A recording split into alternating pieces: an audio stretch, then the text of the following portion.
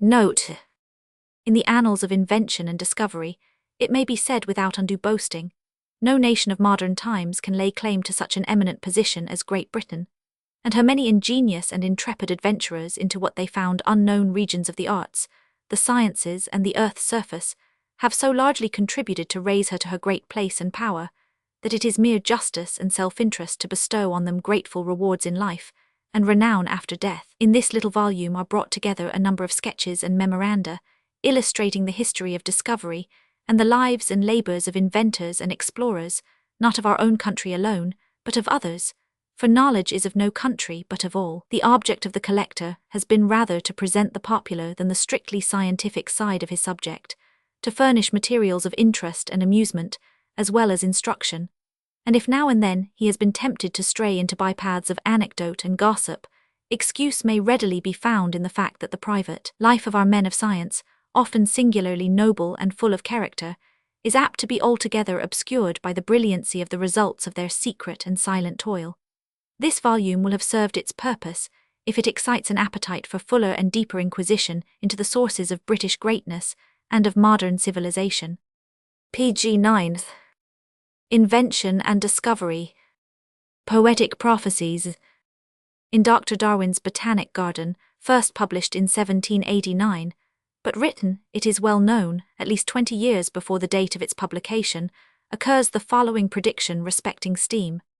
Soon shall thy arm, unconquered steam afar, drag the slow barge, or drive the rapid car, or on wide-waving wings expanded bear the flying chariot through the fields of air one. Fair crews triumphant leaning from above shall wave their fluttering kerchiefs as they move, or warrior bands alarm the gaping crowd, and armies shrink beneath the shadowy cloud. So mighty Hercules o'er many a clime waved his huge mace in virtue's cause sublime, unmeasured strength with early art combined, awed, served, protected, and amazed mankind. A distinguished photographer imagines that he has traced the foreshadowing of his delightful science in the following passage from our great epic poet. With one touch virtuous, th archchemic sun, so far from us remote, produces a Paradise Lost B35. Darwin projected an aerial steam carriage, in which he proposed to use wings similar to those of a bird, to which motion was to be given by a gigantic power worked by high-pressure steam, though the details of his plan were not bodied forth. Pg 10. Construction of the Thames Tunnel. When the ingenious Miss Pardo visited Constantinople in 1836, she was not less surprised than gratified by the inquiry of an Albanian chief as to the probable completion of the Thames Tunnel. This, however, is but one of the many instances of the anxiety with which the great work was watched throughout continental Europe. In Egypt, too, where a new country is rising, PHNix-like upon the ashes of the old world, the progress of the tunnel was regarded with like curiosity, participated indeed throughout the civilized world. This interest is fully attested by the visitor's book at the tunnel, wherein are inscribed the names of scientific men belonging to nearly every city of importance.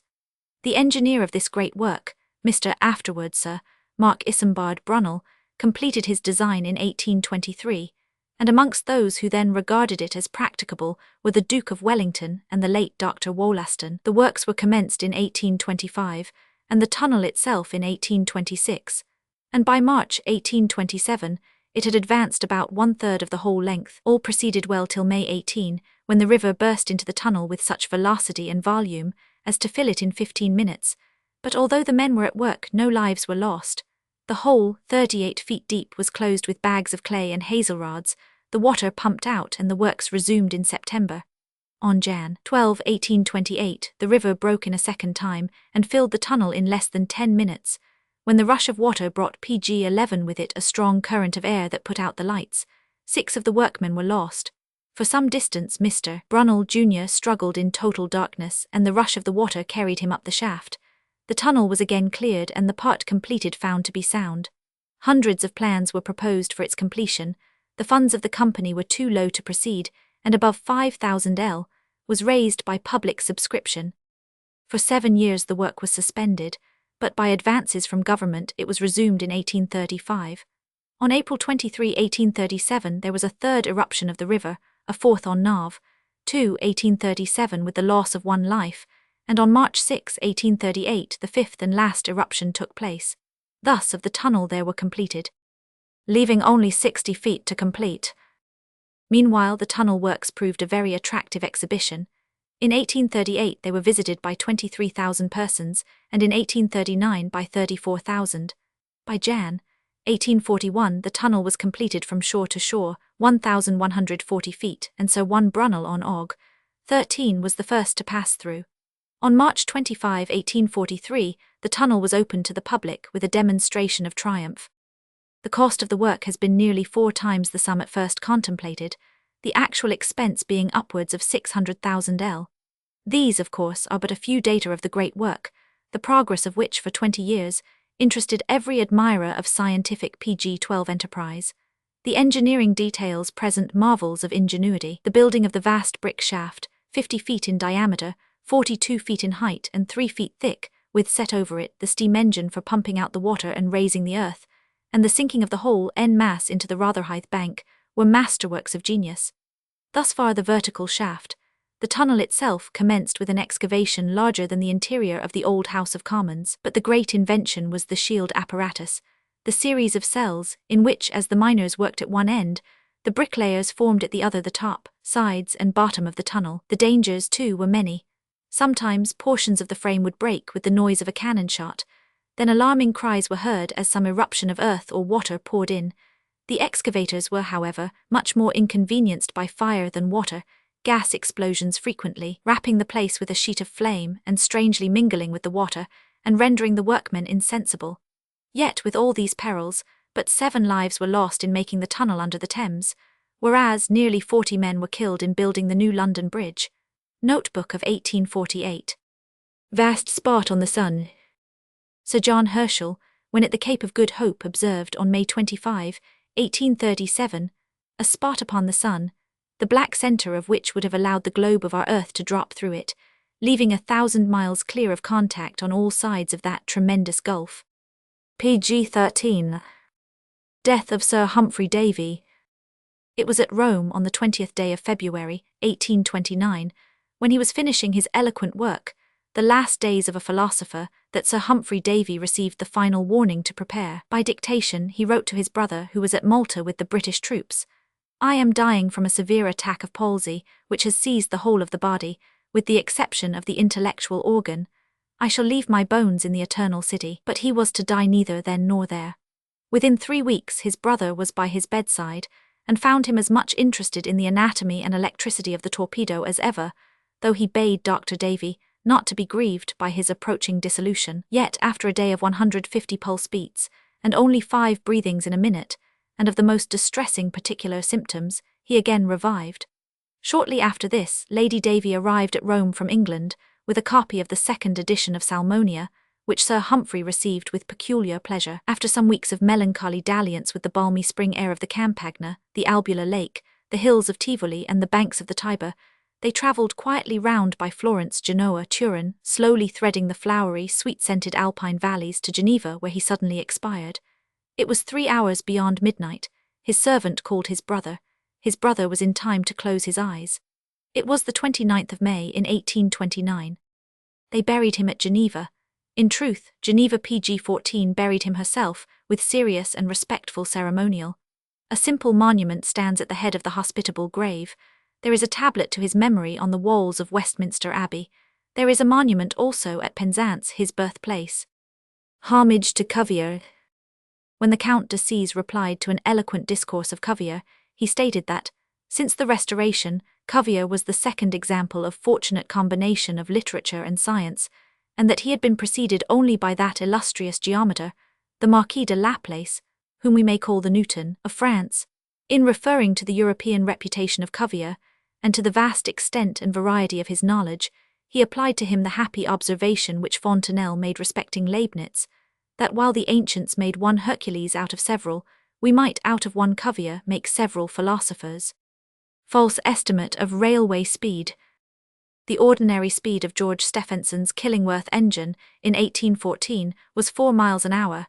In 1825 Mr. Wood, in his work on railways, took the standard at 6 miles an hour, drawing 40 tons on a level.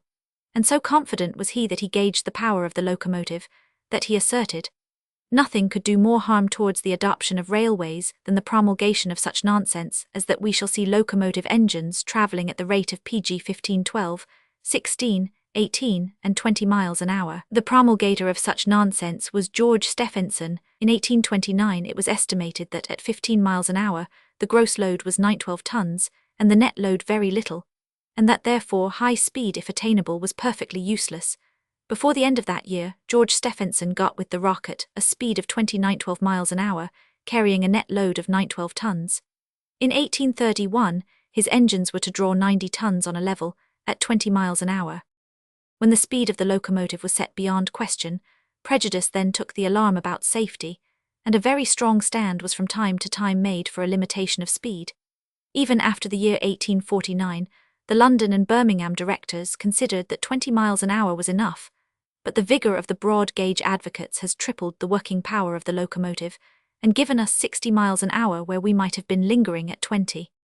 The Crauchetes of Merthyr Tydfil. Mr. Crauchet of the Cyfarthfa Works, at a dinner given to him in 1847 by the people of Merthyr, related the following account of the rise of his family of Iron Kings, as they are called. "My grandfather was the son of a most respectable farmer in Normanton, Yorkshire. At the age of 15, father and son differed. My grandfather, an enterprising boy, rode his own pony to London, then an arduous task of some 15 or 20 days travelling. On getting there he found himself perfectly destitute pg 16 of friends. He sold his pony for 15l, and during the time that the proceeds of the pony kept him, he found employment in an iron warehouse of London, kept by Mr. Byclewith. He hired himself for 3 years for 15l, the price of his pony. His occupation was to clean the counting-house, to put the desks in order, and to do anything else that he was told. By industry, integrity, and perseverance, he gained his master's favour, and was termed the Yorkshire boy. He had a very amiable and good master, and before he had been 2 years in his place, he stood high in this just man's confidence.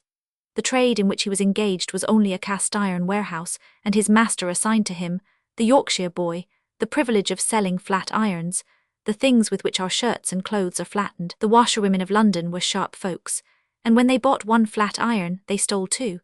Mr. Byclewith thought that the best person to cope with them would be a man working for his own interest, and a Yorkshireman at the same time. That was the first matter of trading that ever my grandfather embarked in. By honesty and perseverance, he continued to grow in favour. His master retired in a few years, and left my grandfather in possession of his cast-iron business in London, which was carried on the very site where I now spend my days, in York Yard. My grandfather left his business in London and came down here, and my father, who carried it on, supplied him with money almost as fast as he spent it here, but not quite so fast. What occurred subsequently, this company knows perfectly pg 17 well, who started with humbler prospects in life than my grandfather. No man in this room is so poor but that he can command 15l. Depend upon it, any man who is industrious, honest, and persevering will be respected in any class of life he may move in. Do you think, gentlemen, there is a man in England prouder than I am at this moment? What is all the world to me unless they know me? Weighing machine at the Bank of England. The most interesting place connected with the machinery of the Bank of England is the weighing office, which was established about 1840. In consequence of a proclamation concerning the gold circulation, it became very desirable to obtain the most minute accuracy. As coins of different weight were plentifully offered, many complaints were made that sovereigns which had been issued from one office were refused at another. And though these assertions were not perhaps always founded on truth, yet it is indisputable that the evil occasionally occurred. Every effort was made by the directors to remedy this, some millions of sovereigns being weighed separately, and the light coins divided from those which were full weight. Fortunately, the governor for the time being, Mr. W. Carton, before whom the complaints principally came, was attached to scientific pursuits, and he at once turned his attention to discover the causes which operated to prevent the attainment of a just weight. In this he was successful, and the result of his inquiry pg 18 was a machine, remarkable for an almost elegant simplicity. About 80 or 100 light and heavy sovereigns are placed indiscriminately in a round tube. As they descend on the machinery beneath, those which are light receive a slight touch, which moves them into their proper receptacle, while those which are the legitimate weight pass into their appointed place. The light coins are then defaced by a sovereign cutting machine, remarkable alike for its accuracy and rapidity. By this, 200 may be defaced in 1 minute, and by the weighing machinery, 35,000 may be weighed in 1 day. An eminent member of the Royal Society mentioned to the writer that amongst scientific men, it is a question whether the weighing machine of Mr. Cotton is not the finest thing in mechanics, and that there is only one other invention, the envelope machine of de la Rue, to be named with it. Francis's History of the Bank of England. Childhood of Pascal. Pascal, the celebrated French philosopher and divine, whose life, Bayle affirms, is worth 100 sermons, evinced such early ardour for knowledge that, at the age of 11, he was ambitious of teaching as well as learning, and he then composed a little treatise on the refractions of the sounds of vibrating bodies when touched by the finger. One day he was found alone in his chamber, tracing, in lines of coal, geometrical figures on the wall, and on another occasion he was surprised by his father, just when he had succeeded in obtaining PG 19a demonstration of the 32nd proposition of the first book of Euclid, that the 3 angles of a triangle are equal to 2 right angles. Astonished and overjoyed, his father rushed to his friend, 1000 Pelor, to announce the extraordinary fact, and the young geometer was instantly permitted to study, unrestrained, the elements of Euclid, of which he soon made himself master without any extrinsic aid. From the geometry of planes and solids, he passed to the higher branches of the science, and before he was 16 years of age, he composed a treatise on the conic sections, which evinced the most extraordinary sagacity. When scarcely 19 years of age, too, Pascal contrived a machine to assist his father in making the numerical calculations which his official duties in Upper Normandy required. In later life, Pascal found researches in geometry and occupation well fitted to give serenity to a heart bleeding from the wounds of his beloved associates. He had long before renounced the study of the sciences, but during a violent attack of toothache, which deprived him of sleep, the subject of the cycloid forced itself upon his thoughts. Fermat, Roberval, and others had trodden the same ground before him, but in less than 8 days and under severe suffering, he discovered a general method of solving this class of problems, by the summation of certain series, and as there was only one step from this discovery to that of fluxions, Pascal might, with more leisure and better health, have won from Newton and from Leibniz the glory of that great invention. Pg 20. The discoverer of gutta perchae. The gutta percha tree, or gutta tuben, as it ought more properly to be called, the percha being a spurious article, abounds in the indigenous forests of Singapore, although it was only about the year 1840 that it was discovered by Europeans. The first notice taken of it appears to have been by Dr. W. Montgomery in a letter to the Bengal Medical Board in the beginning of 1843, wherein he commends the substance as likely to prove useful for some surgical purposes, and supposes it to belong to the fig tribe. In April 1843, the substance was taken to Europe by Dr. 500 Almeida, who presented it to the Royal Society of Arts of London, but it did not at first attract much attention, as the Society simply acknowledged the receipt of the gift. Its uses would rather appear to have been found out by the Malays, who first manufactured some of the gutta percha into whips, and brought them into the town at Singapore for sale, where they were seen by Europeans. Sir Isaac Newton's magnet. The smallest natural magnets generally possess the greatest proportion of attractive power. Sir Isaac Newton wore in his ring a magnet which weighed only 3 grains, yet it was able to take up 746 grains, or nearly 250 times its own weight, whereas magnets weighing above 2 pounds seldom lift more than 5 or 6 times their own weight. Pg 21. Coal gas in balloons. Mr. Green has the merit of being the first person who made experiments on the buoyant properties of coal gas. In some of his preliminary trials, he ascertained that the ascensive force of a small balloon, 3 feet in diameter, was equal to 11 ounces, but when filled in the old way with hydrogen gas, not more than 15 ounces. Cuvier and Napoleon's.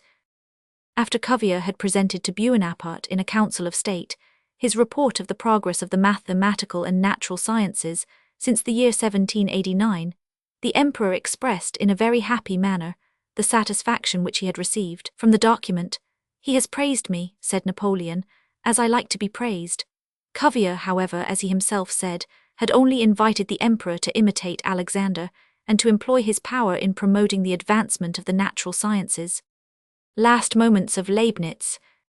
The passing of the mighty spirit of Leibniz from this scene of existence was a deeply impressive scene. He had suffered from occasional illness during several preceding years. These attacks, however, passed away, and the philosopher resumed his speculations with renewed energy. In November 1716, his complaint returned with great violence. The closing scene suggests gloomy reflections, as the lurid PG-22 glare, which, during his extraordinary life, had attracted the eyes of the world, disappears. While we have not the record we could desire, indicating that the moral sensibilities of the philosopher were rightly alive to the decisive nature of the awful change, his 70 years are ended, and the lightning seems lost among dark clouds. During the last day of his life, we are told, he was buried in conversation with his physician on the nature of his disease and on the doctrines of alchemy. Towards evening, his servant asked him if he would receive the Eucharist. "Let me alone," said he. "I have done ill to no one. I have nothing to confess. All must die." He raised himself on his bed and tried to write. The darkness of death was gathering around him. He found himself unable to read what he had written. He tore the paper and, lying down, covered his face, and a few minutes after 9 o'clock, on the evening of the 14th of November 1716, he ceased to breathe. It is most solemn to contemplate a human spirit, whose course of thought throughout life was unsurpassed for power of speculation and daring range of mind among the higher objects of knowledge, and which, at the period of its departure, was in the depths of a controversy about the mysteries of a supersensible world, thus summoned into that world, to become conversant in its final relations with that being who had entrusted it with such mental power, and whose nature and attributes had so often tasked its speculative energies. North British Review. Franklin's discoveries. Of all this great man's scientific excellencies, the most remarkable is the smallness, the simplicity, the apparent inadequacy of the means which he employed in his experimental researches. His discoveries were all made with hardly any apparatus at all, and if at any time he had been led to employ instruments of a somewhat less ordinary description, he never rested satisfied until he had, as it were, afterwards translated the process, resolving the problem with such simple machinery that you might say he had done it wholly PG-23 unaided by apparatus.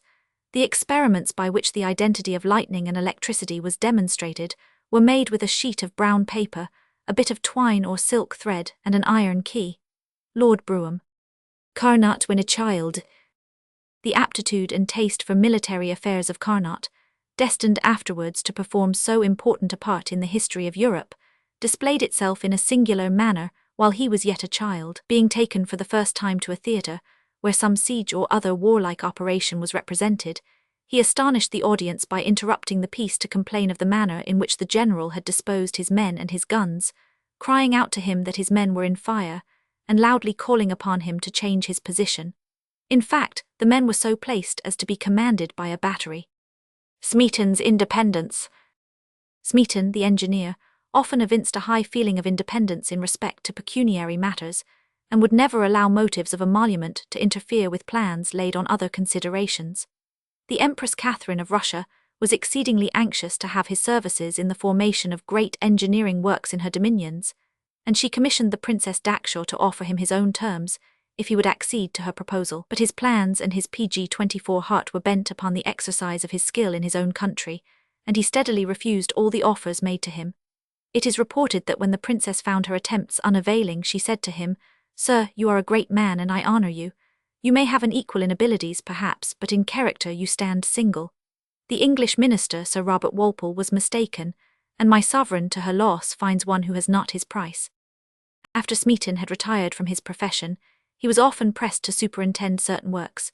When these entreaties were backed by personal offers of emolument, he used to send for an old woman who took care of his chambers in Gray's Inn, and say, "Her attendance suffices for all my wants," a reply which conveyed the intimation that a man whose personal wants were so simple was not likely to break through a prearranged line of conduct for mere pecuniary considerations. Smeaton's magnum opus is the Eddystone Lighthouse, which has withstood the storms of more than a century. One of its severest perils was in a terrific hurricane in November 1824, when the men in the lighthouse appear to have been in a most critical situation, alive to their danger, and conscious of being beyond the hope of human aid. The report made by one of the lightkeepers states that on the morning of the 23rd, the sea was tremendous and broke with such violence on the top and round the building as to demolish in an instant 5 panes of the lantern glass and 16 cylinder glasses, the former of unusual pg-25 thickness. The house shook with so much violence as to occasion considerable motion of the cylinder glasses fixed in the lamps, and at times the whole building appeared to sway as if resting on an elastic body. The water came from the top of the edifice in such quantities that we were overwhelmed, and the sea made a breach from the top of the house to the bottom. Childhood of Cuvier. Cuvier, like Sir Isaac Newton, was born with such a feeble and sickly constitution that he was scarcely expected to reach the years of manhood. His affectionate mother watched over his varying health, instilled into his mind the first lessons of religion, and had taught him to read fluently before he had completed his 4th year. She made him repeat to her his Latin lessons, though ignorant herself of the language. She conducted him every morning to school, made him practice drawing under her own superintendence, and supplied him with the best works on history and literature. His father had destined him for the army. In the library of the gymnasium, where he stood at the head of the classes of history, geography, and mathematics, he lighted upon a copy of Gessner's History of Animals and Serpents, with coloured plates, and about the same time he had discovered a complete copy of Buffon among the books of one of his relatives. His taste for natural history now became a passion. He copied the figures which these works contained, and coloured them in conformity pg-26 with the descriptions, whilst he did not overlook the intellectual beauties of his author. In the 14th year of his age he was appointed president of a society of his schoolfellows, which he was the means of organising, and of which he drew up the rules, and seated on the foot of his bed, which was the president's chair, he first showed his oratorical powers in the discussion of various questions, suggested by the reading of books of natural history and travels, which was the principal object of the society. When at the age of 19, the casual dissection of a calmer, a species of cuttlefish, induced Cuvier to study the anatomy of the mollusca, and the examination of some fossil terebrattle, which had been dug up near Fécamp in June 1791, suggested to him the idea of comparing fossil with living animals, and thus, as he himself said, the germ of his 2 most important labours, the comparison of fossil with living species, and the reform of the classification of the animal kingdom, had their origin at this epoch. Watt's discovery of the composition of water. A controversy a good many years ago agitated the philosophical world as to the discovery of the composition of water, whether the merit was due to Watt or Cavendish. One of Watt's letters, dated May 15, 1784, seems to compress the matter into a nutshell.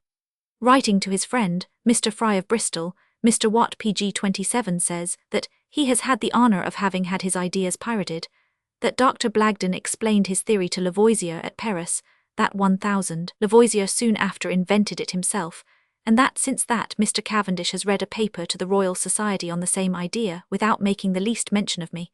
The one, he continues, is a French financier and the other a member of the illustrious house of Cavendish, worth above 100,000 L, 1,000,000 L, and does not spend 1,000 L a year. Rich men may do mean actions. May you and I always persevere in our integrity and despise such doings. Another important point is that Watt and Cavendish's papers on the discovery were printed under the sole superintendence of Dr. Blagden, Secretary to the Royal Society, that Mr. Watt's paper is printed with the erroneous date of 1784, in place of 1783, and that the separate copies of Mr. Cavendish's papers have the erroneous date of 1783, in place of 1784. The obvious effect of these 2 errors was to give Cavendish the priority over Watt, whereas, by written testimony, Watt's theory is proved to have been known to Priestley in 1782. It is Dr. Blagden's conduct in the matter that has disturbed the current of scientific history. It is his testimony, says an able writer in the North British Review, not appealed to by Cavendish, but gratuitously offered by himself, that contains the allegation that Cavendish mentioned to him and others his conclusions. It is his testimony, gratuitously sent to Crell, that deprives the French chemists Lavoisier, pg-28 Laplace and Monge of their due share of honour, and it was by his acts that erroneous dates and claims were propagated throughout Europe. Let us impanel then a British jury, not of chemists, for their verdict is given, not of the improvers or manufacturers of steam engines, for they might be partial, but of the highest functionaries of the law, the members of the peerage. Let us lay before them these facts, and then tell them that Blagden received an annuity of 500 L from Cavendish, that at his death he left him a legacy of 15,000 L, and we will answer for it that the testimony of Blagden will be rejected, and the priority of Watt affirmed. How Pascal weighed the atmosphere. Pascal's treatise on the weight of the whole mass of air forms the basis of the modern science of pneumatics. In order to prove that the mass of air presses by its weight on all the bodies which it surrounds, and also that it is elastic and compressible, he carried a balloon, half filled with air, to the top of the Puy de Dôme, a mountain about 500 toises above Clermont, in Auvergne. It gradually inflated itself as it ascended, and when it reached the summit it was quite full, and swollen as if fresh air had been blown into it. Or, what is the same thing, it swelled in proportion as the weight of the column of air which pressed upon it was diminished. When again brought down, it became more and more flaccid, and when it reached the bottom, it resumed its original condition. In the 9 chapters of which the treatise consists, Pascal shows pg 29 that all the phenomena and effects hitherto ascribed to the horror of a vacuum arise from the weight of the mass of air. And after explaining the variable pressure of the atmosphere in different localities, and in its different states, and the rise of water in pumps, he calculates that the whole mass of air round our globe weighs 8,983,889,440 French pounds. The Leaning Tower of Pisa too. Sir John Leslie used to attribute the stability of this tower to the cohesion of the mortar it is built with being sufficient to maintain it erect, in spite of its being out of the condition required by physics, to wit, that, in order that a column shall stand, a pg 30 perpendicular let fall from the centre of gravity must fall within the base. Sir John describes the column of Pisa to be in violation of this principle, but according to designs shown to Dr. Cumming, at Pisa in 1836, the perpendicular does fall within the base. When at Pisa many years since, Captain Basil Hall investigated the origin and divergence of the tower from the perpendicular, and established completely to his own satisfaction that it had been built from top to bottom, originally, just as it now stands. His reasons for thinking so are, that the line of the tower on that side towards which it leans has not the same curvature as the line on the opposite, or what may be called the upper side. If the tower had been built upright, and then been made to incline over, the line of the wall on that side towards which the inclination was given would be more or less concave in that direction, owing to the nodding or swagging over of the top, by the simple action of gravity acting on a very tall mass of masonry, which is more or less elastic when placed in a sloping position. But the contrary is the fact, for the line of wall on the side towards which the tower leans is decidedly more convex than the opposite side. Captain Hall has, therefore, no doubt whatever that the architect, in rearing his successive courses of stones, gained or stole a little at each layer, so as to render his work less and less overhanging as he went up, and thus, without betraying what he was about, really gained stability. Holding a cross court. Dr. Edmonston, in his interesting View of the Zetland Islands, relates that the hooded crow sometimes engages in merry meetings, but savage-like concludes by a sanguinary sacrifice. The crows generally appear in pairs, even during winter, except when attracted to a spot in search of food, or when they assemble for the purpose of holding what is called a crows court. This latter institution exhibits a curious fact in their history. Numbers are seen to assemble on a particular hill or field from many different parts. On some occasions, the meeting does not appear complete before the expiration of a day or two. As soon as all the deputies have arrived, a very general noise and croaking ensue, and shortly after the whole fall upon 1 or 2 individuals, whom they persecute and beat until they kill them. When this has been accomplished, they quietly disperse. Alpine perils. Strange incidents befell Professor Forbes and his companions in their travels through the Alps of Savoy. On one occasion they got so near a thundercloud as to be highly electrified by induction, with pg 31 all the angular stones round them hissing like points near a powerful electrical machine. On another, whilst crossing one of the loftiest passes, the Col de Carlin, they discovered a dark object lying on the snow, which proved to be the body of a man, with the clothes hard frozen and uninjured. The effect on us all, says the professor, was electric, and had not the sun shone forth in its full glory, and the very wilderness of eternal snow seemed gladdened under the serenity of such a summer's day. As is rare at these heights, we should certainly have felt a deeper thrill, arising from the sense of personal danger, as it was when we had recovered our first surprise, and interchanged our expression of sympathy for the poor traveller, and gazed with awe on the disfigured relics of one who had so lately been in the same plight with ourselves. We turned and surveyed, with stronger sense of sublimity than before, the desolation by which we were surrounded, and became still more sensible of our isolation from human dwellings, human help and human sympathy, our loneliness with nature, and as it were, the more immediate presence of God. philosophical enthusiasm. Never shall I forget, says Agassiz, the impression which the sight of the pterychthes, provided with appendages resembling wings, produced upon me, when I assured myself that it belonged to the class of fishes. It was an entirely new type, which was about to figure, for the first time since it had ceased to exist, pg 32 in the series of beings, again to form a link which nothing of all that had been revealed up to the time with regard to extinct creations would have led us ever to suspect the existence of, showing forcibly that observation alone can lead us to the recognition of the laws of development of organized beings, and how much we should guard against all those systems of transformation of species, which the imagination invents with as much facility as reason refutes them. Shepherd to the King of England for Scotland. Lalande, the celebrated astronomer, committed a ludicrous mistake in styling James Fergusson, Burger du Roi d'Angleterre en Ecos, the King of England's shepherd for Scotland.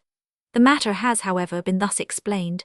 Daubenton, as a naturalist, had the charge of the royal flocks of sheep in France. In order to retain his situation under the Republic, he required a certificate of civism from the section of the Sans Culottes. In this curious document, he is called the shepherd Daubenton. Lalande, whose great work on astronomy was published at this period, had seen James Fergusson, the astronomer, designated the shepherd, probably to distinguish him from Adam Fergusson the philosopher, and hence he placed Fergusson the shepherd in the same category with the shepherd Daubenton, and made him shepherd to the King of England for Scotland. pg 33. Travels of volcanic dust. On the 2nd of September, 1845, a quantity of volcanic dust fell in the Orkney Islands, which was supposed to have originated in an eruption of Hekla in Iceland. It was subsequently ascertained that an eruption of Hekla took place on the morning of the above-named day, so as to leave no doubt of the justness of the conclusion. The dust had thus travelled about 600 miles. Early life of Alexander Brongniart. This celebrated chemist and mineralogist, upwards of 40 years director of the porcelain manufactory of Sèvres, was born at Paris in 1770. His father was justly celebrated for his attainments in the fine arts.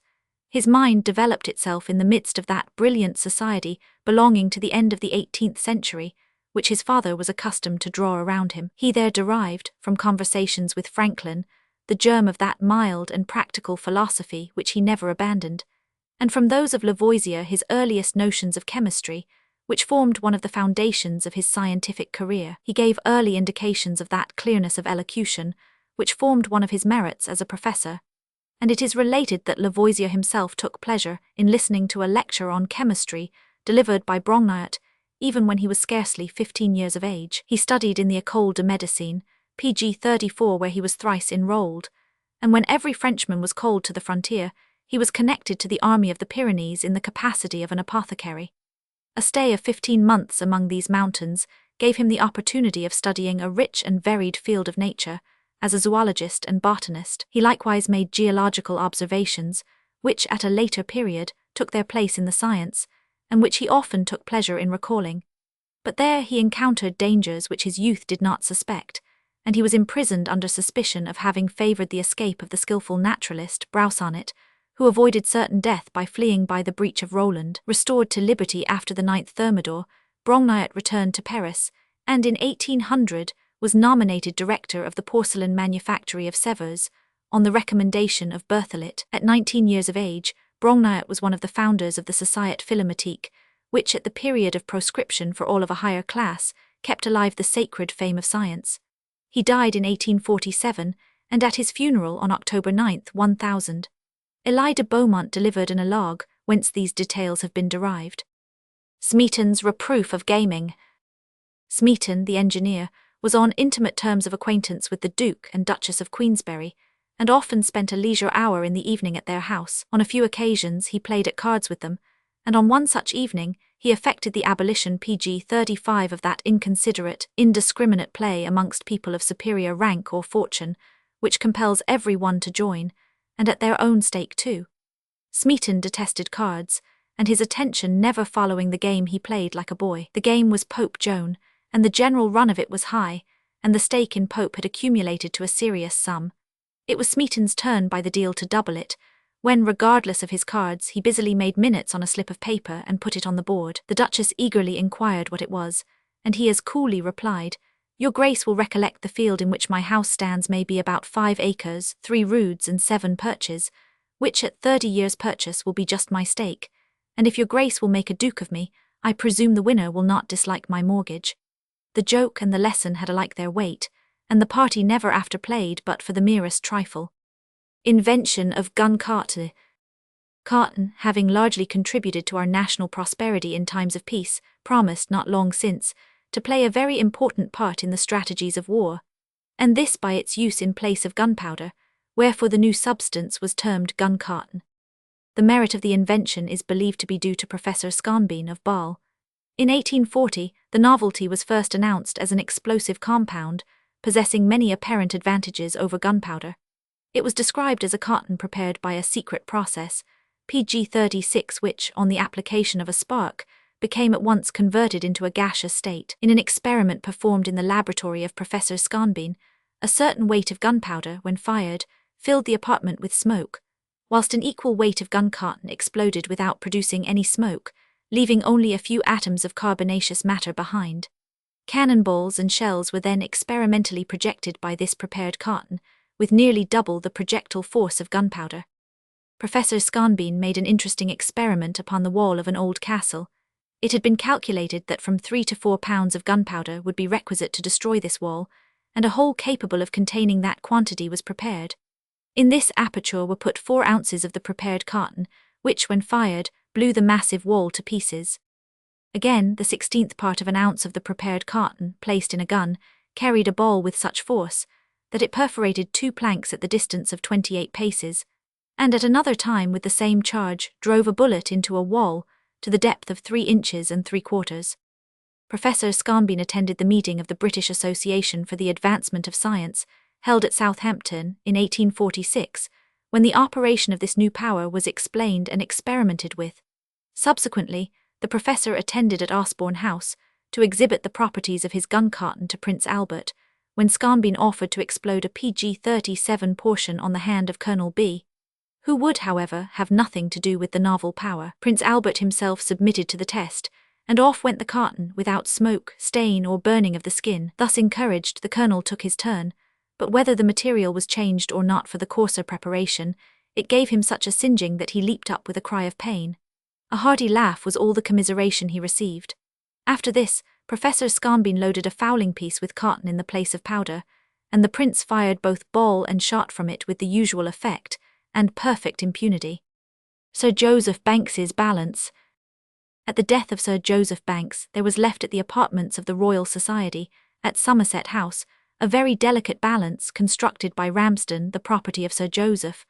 The secretaries accordingly wrote to his widow, requesting to know her wishes respecting the instrument. "Pay it into counces," was her ladyship's reply. Buckingham Palace gates. The central gates of the Marble Arch facing Buckingham Palace were put up in the summer of 1837. They were designed and cast by Samuel Parker, then of Argyle Place. They are the largest and most superb in Europe, not excepting the gates of the Ducal Palace PG-38 at Venice, or of the Louvre at Paris. Their material is a beautiful alloy, the base of which is refined copper. Although cast, their enriched foliage and scrollwork bear the elaborate finish of the finest chasing. The height of each gate is 25 feet, width 17 feet 6 inches, extreme thickness 3 inches, weight of each 2 tons 13 cwt. Yet they are so beautifully hung that a child might open and shut them. They now terminate at the springing of the arch, but Mr. Parker had cast for the heading a chased frieze, and a design of the royal arms in the central circle, flanked by state crowns. This portion was, however, irretrievably mutilated by the government, removing the gates from the foundry in a common stage wagon, without due care to prevent their breakage. Yet the work cost altogether 3,000 guineas. Earthquakes in Chile. Mr. Darwin, in his very interesting journal of a voyage round the world, relates that he was one day dining with a gentleman at Coquimbo, when a sharp earthquake happened. He heard the forthcoming rumble, but from the screams of the ladies, the running of servants, and the rush of several of the gentlemen to the doorway, he could not distinguish the motion. Some of the women afterwards were crying with terror, and one gentleman said he should not be able to sleep all night, or if he did, it would only be to dream of falling houses. The father of this person had lately lost all his property at Talcahuano, and he himself had only PG-39 just escaped a falling roof at Valparaiso. In 1822, he mentioned a curious coincidence which then happened. He was playing at cards when a German, one of the party, got up and said he would never sit in a room in these countries with the door shut, as, owing to his having done so, he had nearly lost his life at Copiapo. Accordingly, he opened the door, and no sooner had he done this than he cried out, "Here it comes again!" And the famous shock commenced. The whole party escaped. The danger in an earthquake is not from the time lost in opening a door, but from the chance of its becoming jammed by the movement of the walls. Cuvier in London's. When Cuvier visited England, in 1818, in conversing with the Prince Regent on the subject of our natural history collections, he suggested the union of all the private collections in one great national museum, which, from the extent of our colonial possessions, he conceived would surpass every other collection in Europe. During the great naturalist's stay in London, he was gratified with the sight of a Westminster election, in which he saw the practical working of one of our most important political institutions.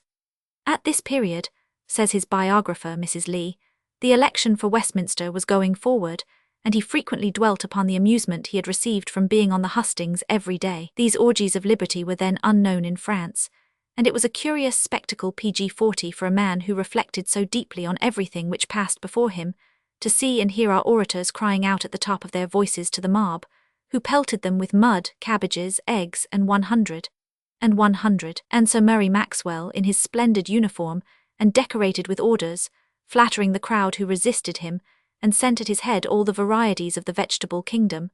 Nothing ever effaced this impression from Cuvier's memory, who frequently described the scene with great animation. The first cup of tea drunk in England. In all probability, the first cup of tea made in England was drunk upon the site of Buckingham Palace, St. James's Park. For the Earl of Arlington took the first pound of tea to England, having bought it in Holland for 60 shillings, and at this time the Earl resided at Arlington House, which was taken down to make room for Buckingham House, since altered to the Queen's Palace. Benefit of a wife to an author. The wife of Nathaniel Bowditch was a woman of singular sweetness of disposition and cheerful piety, who, by her entire sympathy with her husband in all his studies and pursuits, lightened and cheered his labours, and by relieving him from all domestic cares, enabled him to go on with undivided mind and undistracted attention in the execution of his great work, the translation of Laplace's Mécanique Céleste, on which PG-40 won his fame as a man of science rests. He had been heard to say that he never should have accomplished the task, and published the book in its present extended form, had he not been stimulated and encouraged by her when the serious question was under consideration as to the expediency of Bowditch's publishing it at his own expense, at the estimated cost of $10,000, which it actually exceeded. With the noble spirit of her sex, his wife conjured and urged him to go on and do it, saying that she would find the means and gladly make any sacrifice, and submit to any self-denial that might be involved in it. In grateful acknowledgment of her sympathy and aid, he proposed in the concluding volume to dedicate the work to her memory. She died in 1834, a design than which nothing could be more beautiful or touching. 3. In the course of his labour, Dr. Bowditch used to say, "I never come across one of Laplace's thus it plainly appears, without feeling sure that I have got hours of hard study before me to fill up the chasm, and find out and show how it plainly appears." It is highly honourable to the sex that the only exposition of Laplace's work that has 1848 appeared in England is from the pen of a female, the accomplished Mary Somerville, wife of Dr. Somerville, of Chelsea Hospital. This was published under the title of The Mechanism of the Heavens, of which it is observed in the Edinburgh Review. This, unquestionably, is one of the most remarkable works that female intellect ever produced in any age or country, and with respect to the present day, we hazard little in saying that Mrs. Somerville is the only individual of her sex in the world who could have written it.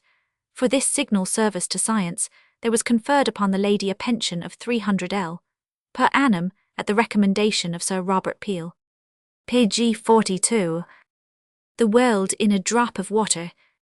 The microscope has shown that a drop of water, though it may appear to the naked eye to be perfectly clear, is swarming with living beings. According to Ehrenberg, a cubic inch of water may contain more than 800,000 millions of these beings, estimating them only to occupy 1/4 of its space, and a single drop, placed under the microscope, will be seen to hold 500 millions, an amount perhaps not so very far from equal to the whole number of human beings on the surface of our globe.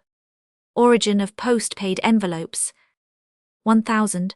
Pyrne tells us that the idea of a post-paid envelope originated early in the reign of Louis XIV, with 1000.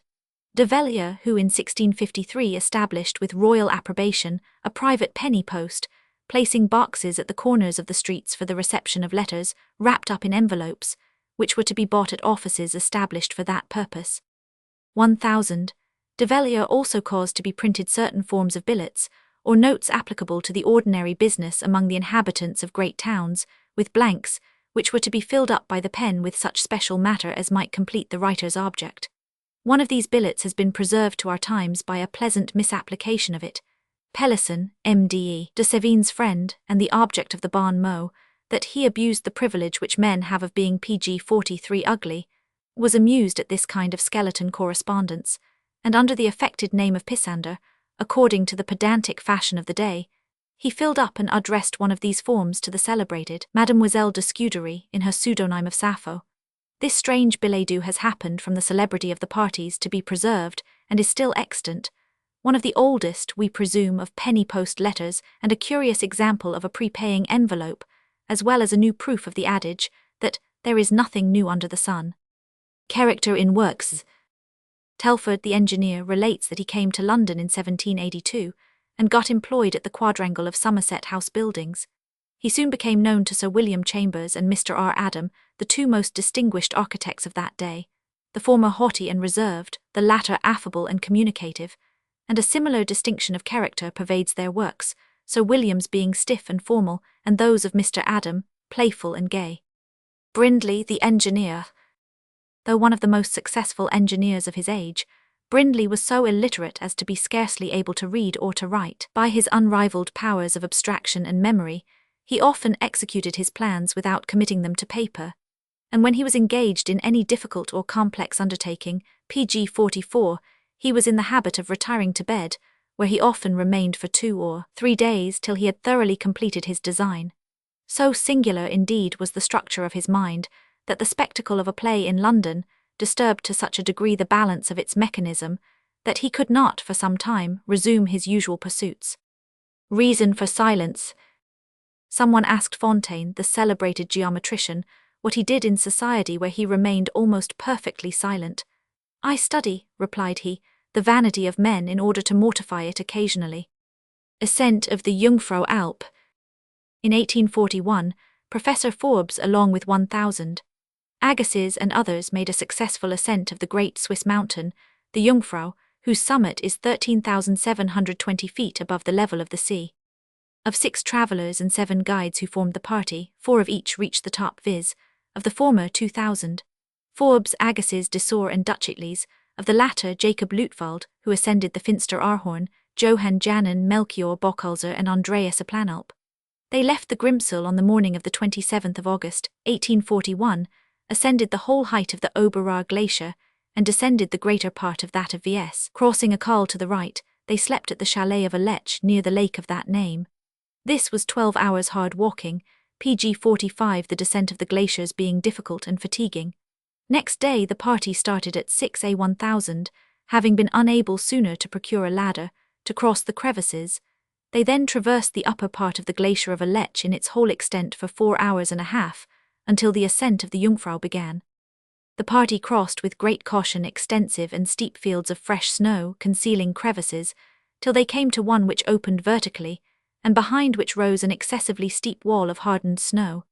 Having crossed the crevices with the ladder, they ascended the snow without much danger, owing to its consistency. After some similar walking they gained the col, which separates the Aletsch glacier from the Rothel, on the side of Lauterbrunnen, by which the ascent has usually been attempted. Thus, the travellers, although now at a height of between 12,000 and 13,000 feet, had by far the hardest and most perilous part of the ascent to accomplish.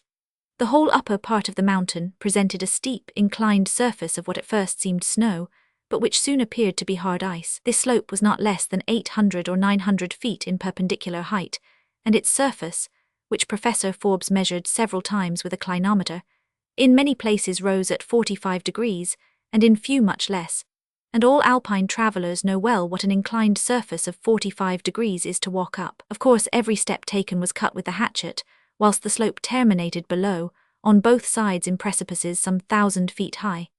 After very severe exertion, they reached the top of this great PG-46 mountain, at 4P1000. The summit was so small that but one person could stand upon it at once, and that not until the snow had been flattened. The party returned as they came up, step by step and backwards, and arrived at the chalets of a lech, and by beautiful moonlight, at 11:30 at night. The steam gun in the 15th century. In 1841, 1000, Delectus discovered among the manuscripts of Leonardo da Vinci an entry carrying a knowledge of the steam engine, applied to warfare, to at least as far back as the 15th century. He has published in the Artiste a notice of the life of Leonardo, to which he adds a facsimile of a page of one of his manuscripts, containing 5 pen and ink sketches of details of the apparatus of a steam gun, with an explanatory note on what he designates the architana. The entry is as follows. Invention of Archimedes. The architana is a machine of fine copper, which throws bowls with a loud report and great force. It is used in the following manner. 1/3 of the instrument contains a large quantity of charcoal fire. When the water is well heated, a screw at the top of the vessel which contains the water must be made quite tight. On closing the screw above, all the water will escape below, will descend into the heated portion of the instrument, and be immediately converted into a vapor so abundant and powerful that it is wonderful to see its force, and hear the noise it produces. This machine will carry a ball a talent in weight. It is worthy of remark that Leonardo da Vinci, far from claiming the merit of this invention for himself or the men of his time, attributes it to Archimedes. PG 47. The steam gun of our time has been an exhibition room wonder, and the prediction of the Duke of Wellington that it would fail in warfare has never been, and is never likely to be, tested. Ancient observatory in Persia. When Sir John Malcolm visited Moraga, he traced distinctly the foundations of the observatory, constructed in the 13th century, for Nazaruddin, the favourite philosopher of the Tartar prince Hulaku, the grandson of Genghis, who in this locality relaxed from his warlike toils, and assembled round him men of the first genius of the age, who have commemorated his love of science, and given him more fame as its munificent patron than he acquired by all his conquests. In this observatory there was, according to one of the best Mahomedan works, a species of apparatus to represent the celestial sphere, with the signs of the zodiac, the conjunctions, transits and revolutions of the heavenly bodies. Through a perforation in the dome, the rays of the sun were admitted, so as to strike upon certain lines on the pavement in a way to indicate, in degrees and minutes, the altitude and declination of that luminary during every season, and to mark the time and hour of the day throughout the year. The observatory was further supplied with a map of the terrestrial globe, in all its climates or zones, exhibiting the several regions of the habitable world, as well as a general outline of the ocean, with PG 48 the numerous islands contained in its bosom. And according to the Mahomedan author, all these were so perspicuously arranged and delineated, as at once to remove, by the clearest demonstration, every doubt from the mind of the student. London as a port. Sir John Herschel, who possesses in an eminent degree the peculiar talent of felicitously illustrating every subject that he approaches in his valuable treatise on astronomy, thus refers to the situation of London as a port. It is a fact, not a little interesting to Englishmen, and combined with our insular station in that highway of nations, the Atlantic, not a little explanatory of our commercial eminence, that London occupies nearly the centre of the terrestrial hemisphere. Fordrinier's paper-making machinery. On April 25, 1839, some very interesting details of Fordrinier's machinery for making paper of endless length were elicited during a debate in the House of Commons, upon the presentation of a petition from these ingenious manufacturers. It appears that 1,000 yards, or any given quantity of yards, of paper could be continuously made by it. Many years since the invention was patented, but owing to a mistake in the patent, the word machine being written instead of machines, the property was pirated, and that led to litigations in which the patentees' funds were PG 49 exhausted before they could establish their rights. They then became bankrupts, and thus all the fruits of their invention, on which they had spent 40,000 L, were entirely lost to them. The evidence of Mr. Brunel and of Mr. Lawson, the printer of the Times, proved the invention of the Fordriniers to be one of the most splendid discoveries of the age. Mr. Lawson stated that the conductors of the metropolitan newspapers could never have presented to the world such an immense mass of news and advertisements as was now contained in them, had not this invention enabled them to make use of any size required. By the revolution of the great cylinder employed in the process, an extraordinary degree both of rapidity and convenience in the production is secured. One of its chief advantages is the prevention of all risk of combination among the workmen, the machine being so easily managed that the least skillful person can attend to it. It was added that the invention had caused a remarkable increase in the revenue. In the year 1800, when this machine was not in existence, the amount of the paper duty was 195,641 L. In 1821, when the machinery was in full operation, the amount of duty was 579,867 L. In 1835, it was 833,822 L. No doubt, part of this increase must be set down to other causes. Still, it was impossible but for this discovery that such a quantity of paper could have been made and consumed. The positive saving to the country affected by it had not been less than 8 million L. The increase in the revenue not less than 500,000 L. A year. At length in PG 50 May 1840 the sum of 7,000 L was voted by Parliament to Messrs. Fordrinier as some compensation for their loss by the defective state of the patent law. There has been made by this machinery at Colinton Mills a single sheet of paper weighing 533 pounds, and measuring upwards of 1.5 miles in length, the breadth being only 50 inches. Were a ream of paper of similar sheets made, it would weigh 266,500 pounds, or upwards of 123 tons. The coconut crab. 1000. Darwin in his voyage round the world thus describes a crab which lives upon coconuts, and which he found on Keeling Island in the South Seas. It is very common on all parts of the dry land, and grows to a monstrous size. It has a front pair of legs terminated by very strong and heavy pincers, and the least pair by others which are narrow and weak. It would at first be thought quite impossible for a crab to open a strong coconut covered with the husk, but 1000. Leask assures me he has repeatedly seen the operation effected. The crab begins by tearing the husk, fibre by fibre, and always from that end under which the 3 eye holes are situated. When this is completed, the crab commences hammering with its heavy claws on one of these eye holes till an opening is made. Then, turning round its body, by the aid of its posterior and narrow pair of pincers, it extracts the white albuminous substance. I think this is as curious a case of instinct as ever I heard of, and likewise PG 51 of adaptation in structure between two objects apparently so remote from each other in the scheme of nature, as a crab and a coconut. Descartes' wooden daughter. When Descartes resided in Holland, he made with great labour and industry a female automaton, which gave some wicked wits occasion to report that he had an illegitimate daughter named Franchine. The object of Descartes was to demonstrate that beasts have no souls, and are but machines nicely composed, that move whenever another body strikes them, and communicates to them a portion of its motions. Having carried this singular machine on board of a Dutch vessel, the captain, who sometimes heard it move, had the curiosity to open the box. Astonished to see a little human form uncommonly animated, yet when touched appearing to be nothing but wood, and being little versed in science but very superstitious, he took the ingenious labour of the philosopher for a little devil, and terminated the experiment of Descartes by throwing his wooden daughter into the sea. Astronomical shoemaker. When Halley's comet was expected in 1835, a shoemaker of Leicester named Joseph Mills set about tracing the path of the heavenly visitor through the heavens. This he did by drawing its orbit upon his house floor, from which he made a diagram that more PG 52 accurately represented the course of the comet than any that had been previously published. On being questioned how he had calculated the disturbing forces so as to come so near the truth, he replied that he could not tell, further than he had performed it by the common rules of arithmetic. Decline of science. In January 1842, a poor fellow was taken before the authorities of Paris for begging in the streets.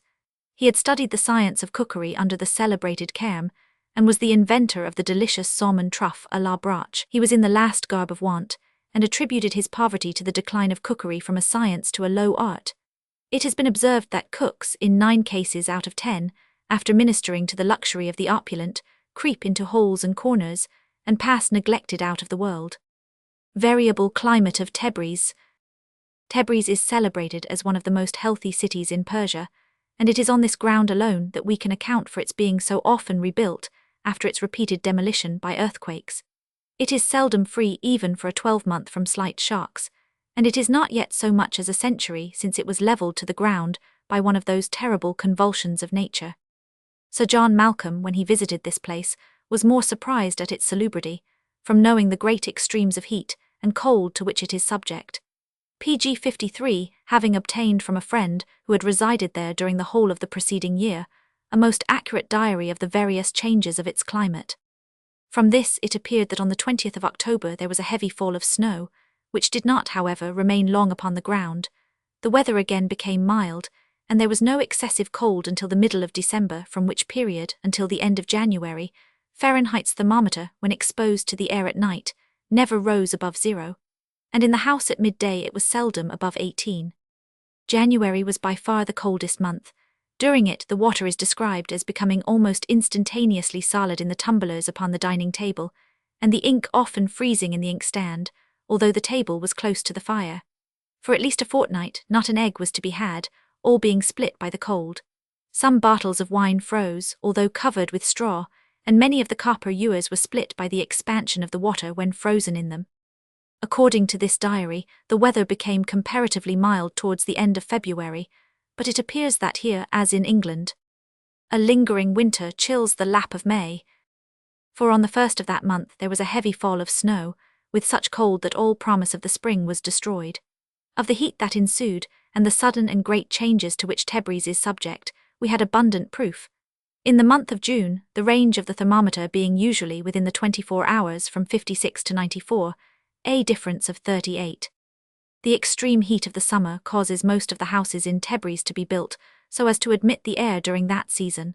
But the architects of Persia fall short of their brethren in Europe, in forming places by which the cool air can be admitted in summer and excluded in winter. This partly accounts for the above effects of cold, but the city of Tabriz and many more parts of Azerbaijan and still more of the neighbouring province of Kurdistan, though nowhere beyond the 40th degree of latitude, are from their great elevation subject to extreme cold. In the latter country, says Sir John Malcolm, I found on the morning of the 17th of August ice half an inch thick on a basin of water standing in my tent. 4. Sketches of Persia. Pg 54. Strychnine, a remedy for paralysis. Strychnine, obtained in the greatest purity from the upas taint, has been used successfully for this purpose. One of Dr. Bardesley's patients in Lincolnshire, who was experiencing the return of sensation in his paralyzed limbs, under the use of strychnine, asked if there was not something quick in the pills, quick for alive being still in use in that part of England. Rapid manufacture. Many years ago the late Sir John Throckmorton sat down to dinner, dressed in a coat which the same morning had been wool on the back of the sheep. The animals were sheared, the wool washed, carded, spun and woven, the cloth was scoured, fulled, sheared, dyed and dressed, and then by the tailor's aid made into a coat between sunrise and the hour of 7, when a party sat down to dinner, with Sir John as their chairman, wearing the product of the active day. Discoveries anticipated. From time immemorial, the inhabitants of some distant regions have carried on their nocturnal or underground manufactures by natural gas, obtained through a hollow reed thrust into the earth. Arriving at modern times, navigation by the Archimedes screw as a propeller through the means of steam attracted the notice of the Scottish Society of Arts in 1840. But, Pg 55 above 20 years previously, an experiment with similar screws, adapted to a boat on the Lake Lochend by Mr. Whiteock, a member of the Society, proved the efficiency of the invention, though on a small scale. In Scotland, an agricultural society was established in 1723, a thrashing machine appeared in 1735, and a reaping machine in 1765. The first use of Jesuits' bark. A casual circumstance, it is said, discovered that excellent febrifuge, the Jesuits' bark. An Indian in a delirious fever was left by his companions, as incurable, by the side of a river, to quench his burning thirst while dying. He naturally drank copious draughts of the water, which, having long imbibed the virtues of the bark that floated abundantly on the stream, quickly dispersed the fever of the Indian. He returned to his friends, and explained the nature of his remedy, and the sick crowded about the margin of the holy stream as they imagined it, till they had quite exhausted its virtues. The sages of the tribe found out at length, however, whence the efficacy of the stream arose. The Indians discovered it first in 1640 to the lady of a viceroy of Peru, who by its use recovered of a dangerous fever, and in 1643 it was known at Rome. Nice robbery. 1000. Barcalier, a French florist, kept some beautiful species of the anemone to himself, which he had procured pg 56 from the East Indies, and he succeeded in withholding them for 10 years from all who wished to possess them likewise. A councillor of the Parliament, however, one day paid him a visit while the anemones were in seed, and in walking with him round the garden contrived to let his gown fall upon them. By this means he swept off a good number of the seeds, and his servant, who had been apprised of the scheme, dexterously wrapped up the gown and secured them. Any one must have been a sour moralist who should have considered this to be a breach of the 8th commandment. Female mathematician. In the year 1736, the French Academy of Sciences proposed as a subject for a prize the propagation of heat. When the Marchioness of Chatelet entered the list of competitors, her work was not only an elegant account of all the properties of heat at that time known to natural philosophers, but it was also remarkable for various proposals for experiments. One, among others, which was afterwards followed up by Herschel, and from which he derived one of the chief gems in his brilliant scientific crown. Fourier's independence. It was only occasionally that the real character of Fourier, the French philosopher, showed itself. It is strange, said, one day, a certain very influential pg 57 person belonging to the court of Charles X, whom the servant Joseph would not allow to get further than Fourier's antechamber. It is really strange that your master should be more difficult of access than a minister. Fourier, overhearing this remark, jumped out of bed, to which he had been confined by indisposition, opened the room door, and facing the courtier exclaimed, "Joseph, tell the gentleman that if I were a minister I should receive everybody, because such would be my duty. As private individual, I receive whom I think fit, and when I think fit." The grandee, disconcerted by the liveliness of the sally, did not answer a word. We must even suppose that from that instant he determined to visit nobody but ministers, for the simple savant heard no more of him. Mechanical triumphs. The direct and almost instant benefits of mechanical inventions to their originators have been thus eloquently illustrated in the Edinburgh Review. Contributing, as they do, to our most immediate and pressing wants, appealing to the eye by their magnitude, and often by their grandeur, and associated in many cases with the warmer impulses of humanity and personal safety, the labours of the mechanist and engineer acquire a contemporary celebrity, which is not vouchsafed to the results of scientific research, or to the productions of literature and the fine arts. The gigantic steam vessel, which expedites and facilitates the intercourse of nations, the canal, which unites two pg 58 distant seas, the bridge and the aqueduct, which span an impassable valley, the harbour and the breakwater, which shelter our vessels of peace and of war, the railway, which hurries us along on the wings of mechanism, and the light beacon which throws its directing beams over the deep, address themselves to the secular interests of every individual, and obtain for the engineer who invented or who planned them a high and a well-merited popular reputation. The Elgin marbles. These beautiful relics of Grecian antiquity cost the Earl of Elgin 74,000 L, of which sum he barely received 1/2 from government, so that Lord Byron's imputation to the Earl of a mercantile spirit in the transaction is notoriously unjust. Raleigh, a chemist. During his confinement in the Tower of London, Sir Walter Raleigh devoted a considerable portion of his time to chemical and pharmaceutical investigations, and interesting it is to see how his unsubdued spirit enabled him to make the most of his misfortunes, to surmount difficulties, and to turn ordinary things to extraordinary purposes, greatly, no doubt, to the amazement of those about him who marvelled much to behold the splendid courtier, and the captain of a happier day, earnestly employing himself with chemical stills and crucibles in a vacant hen-house.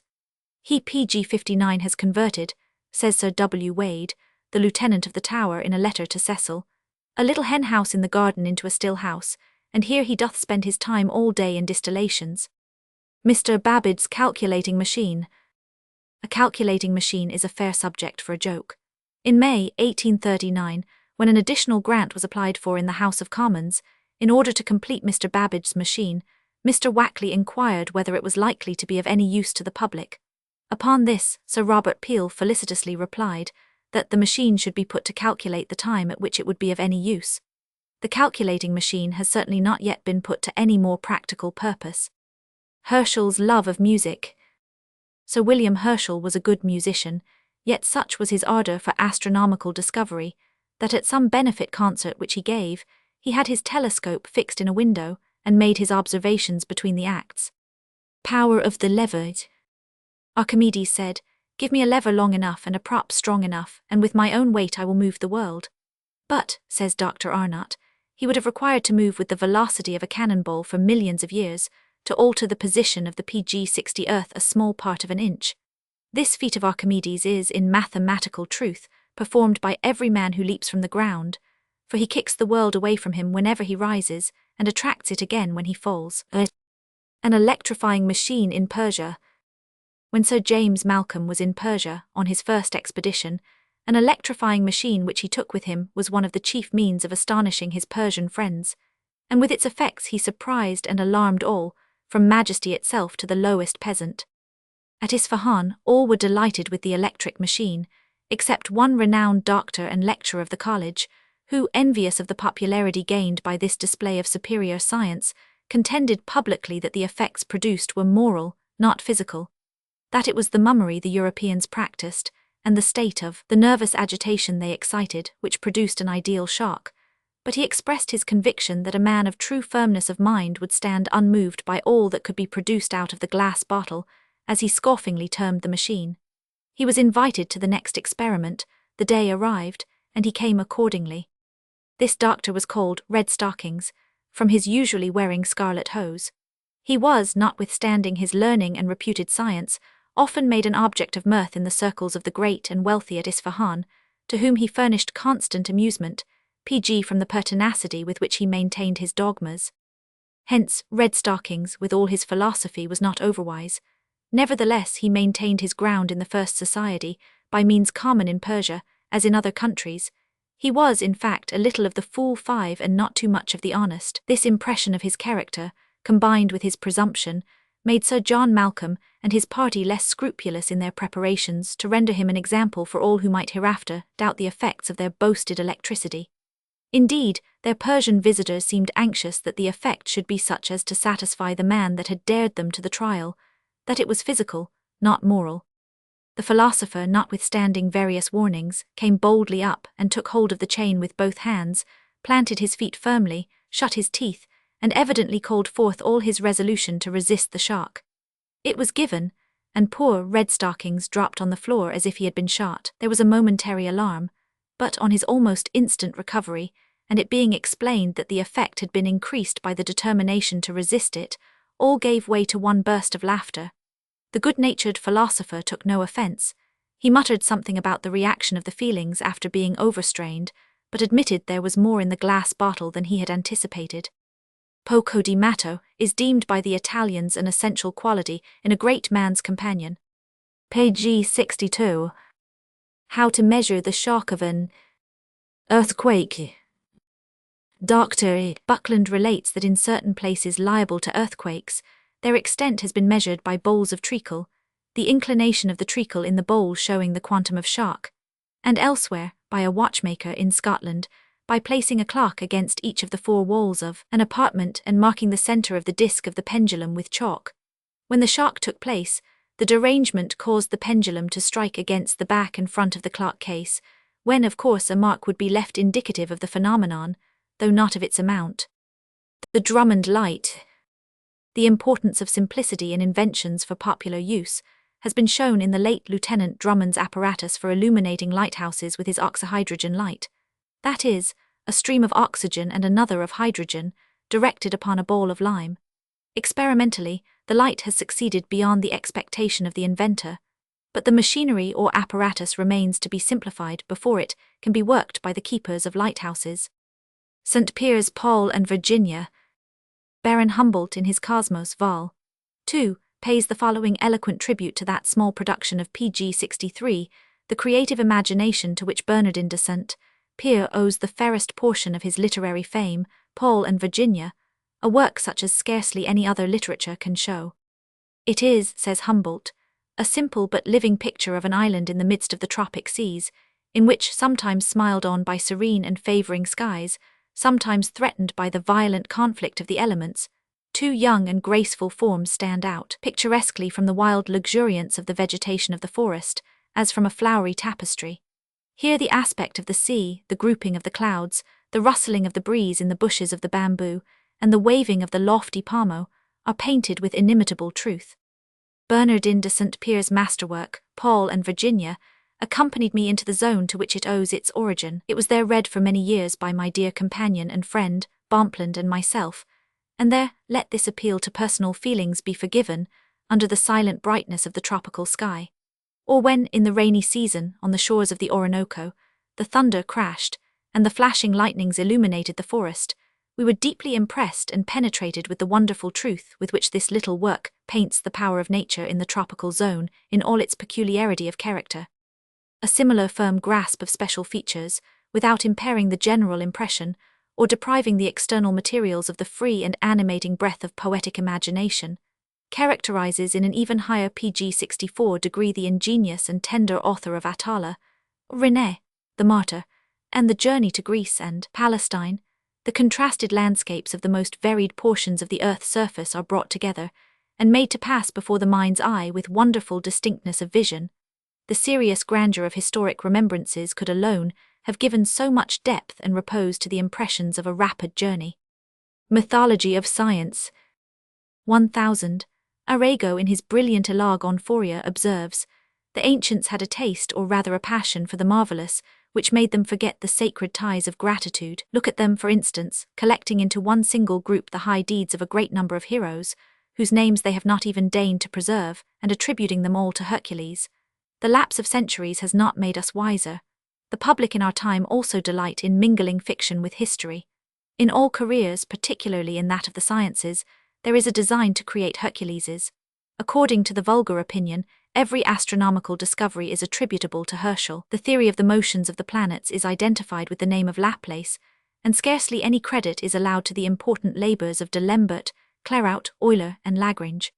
Watt is the sole inventor of the steam engine, whilst Chaptal has enriched the chemical arts with all those ingenious and productive processes which secure their prosperity. To countervail this error, Arago continues, PG 65, let us hold up to legitimate admiration those chosen men whom nature has endowed with the valuable faculty of grouping together isolated facts, and deducing beautiful theories from them.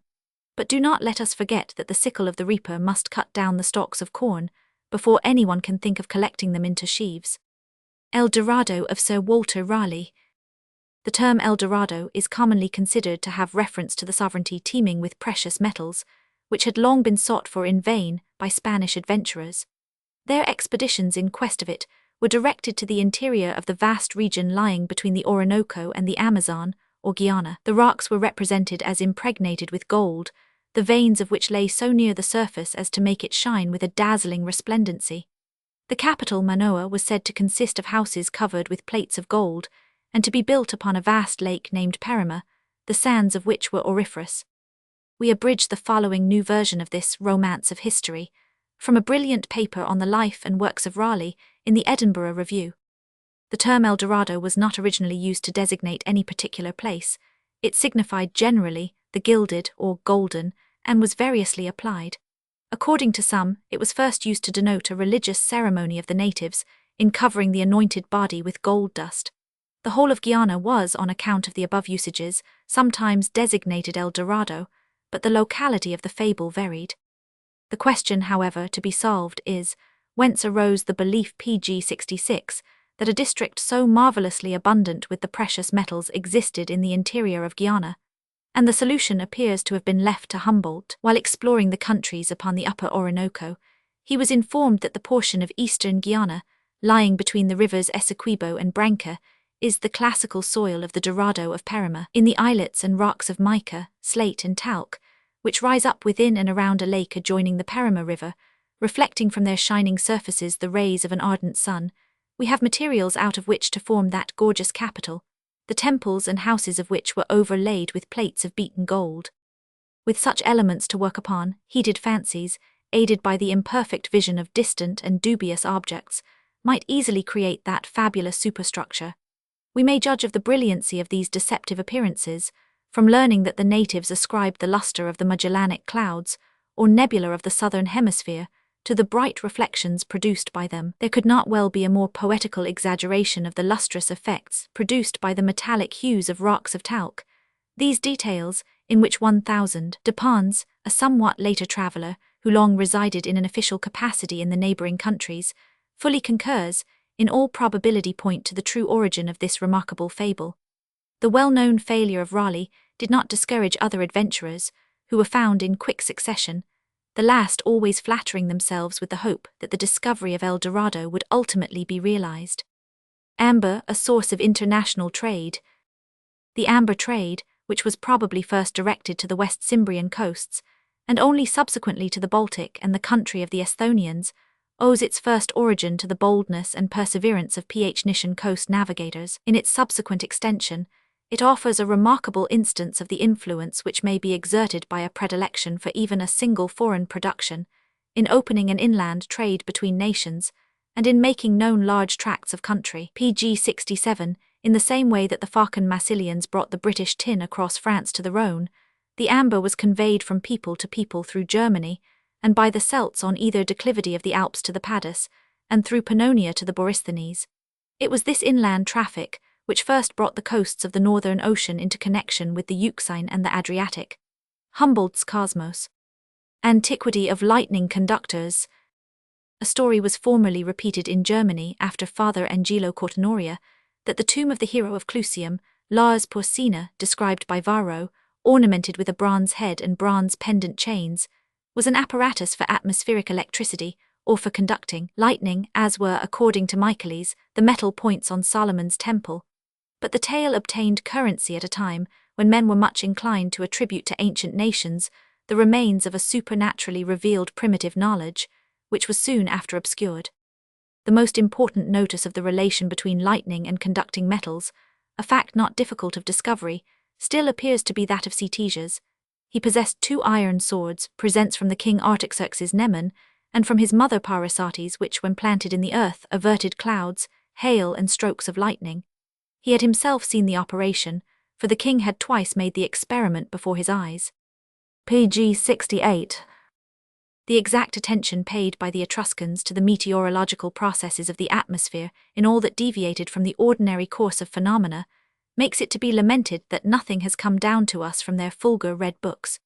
The epics of the appearance of great comets, of the fall of meteoric stones, and of showers of falling stars, would no doubt have been found recorded in them, as in the more ancient Chinese annals, of which Edward Beat has made use. Cruiser has attempted to show that the natural features of Etruria may have influenced the peculiar turn of mind of its inhabitants. A calling forth of the lightning, which is ascribed to Prometheus, reminds us of the pretended drawing down of lightning by the fulgurators.